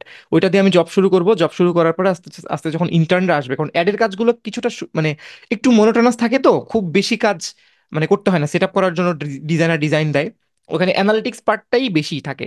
আমি ধরেন একটা টিম যখন চালাবো 5 জন মার্কেটারের, দুজন আমার ফেসবুক অ্যাডের জন্য আছে, একজন ডিজাইনারের জন্য আছে, আরেকজন আমার অ্যাড ম্যানেজ করবে। আমার কাজটা কিন্তু ওদের কাছ থেকে কাজগুলো আদায় করে রিপোর্টটা করে আমার প্রত্যেকটা মান বাই মান রিপোর্ট না, ম্যাচ আমি করা, যে আমি কিন্তু অ্যাড বলতে গিয়ে ওই ক্যাম্পেইন সেটআপের কথা বলি না আমি। মানে বলতে চাইছি ওভারঅল যে মিডিয়া বাইং পার্টটা বলেছেন। স্ট্র্যাটেজি পার্টটা, যেটা মানে আমার কোন ধরনের হ্যাঁ, স্ট্র্যাটেজি হবে, কোন ধরনের ক্যাম্পেইন চলবে, সেই স্ট্র্যাটেজি পার্টটার কথা বলছি আমি একদম স্পেসিফিক্যালি। একদম। সো ও সেই মানুষ, মানে সেই লোকটা আমি যে শিখছি, আমি শিখে তাহলে ওখানে যখন আমি দেখবে মানুষজন যে ওকে, এই গুগল ট্যাগ ম্যানেজার অনেক বেশি পারে, ভালো পারে, তখন এজেন্সিগুলোতে কিন্তু তাকে রাখবে, ভাই how much do you want, you are getting 7,000 as a salary, will give you 20,000 more. তুমি শুধুমাত্র, আমরা এরকম ক্লায়েন্ট এলে তুমি ট্র্যাকিং দেখবা খালি। অ্যান্ড আমরা প্রথম অডিটে যদি কেউ ট্র্যাকিং রিলেটেড প্রবলেম যখন অ্যাক্সেস পাবে, সলভ করে দিতে পারে, আমি জানি এগুলো বিগিনারদের জন্য হয়তো একটু কঠিন হবে এটা, বাট আমরা যখন অডিট করি কোনো একজন ক্লায়েন্টের, আমরা কিন্তু বিভিন্ন টুলস ইউজ করি, এসিএম রাশ ইউজ করি, আমরা maybe Google keyword planner use করি, বাট তার অ্যাক্সেস যদি পাই তখন আমরা কিছু ইউজ করি। আমি যেমন অ্যাডস লাইব্রেরি প্রচন্ড ইউজ করি, করে আমি জাস্ট কম্পারিজন দেখাই যে তোমার এটা নাই, এটা নেই, এটা নাই, তোমাদের এটা করে দিব। So তখন যদি কেউ গুগল ট্যাগ ম্যানেজার জানে, কেউ যদি গুগল অ্যানালিটিক্স এক্সপার্ট হয়, সে তখন ট্রাফিক রিলেটেড অনেক কিছু শেয়ার করতে পারবে। সো শেয়ার যে করতে পারবো। এটা জানবে, তার কিন্তু একটা বিশাল বড় এজ থাকবে, যে কোনো এজেন্সিতে তাকে ছাড়তেই যাবে না।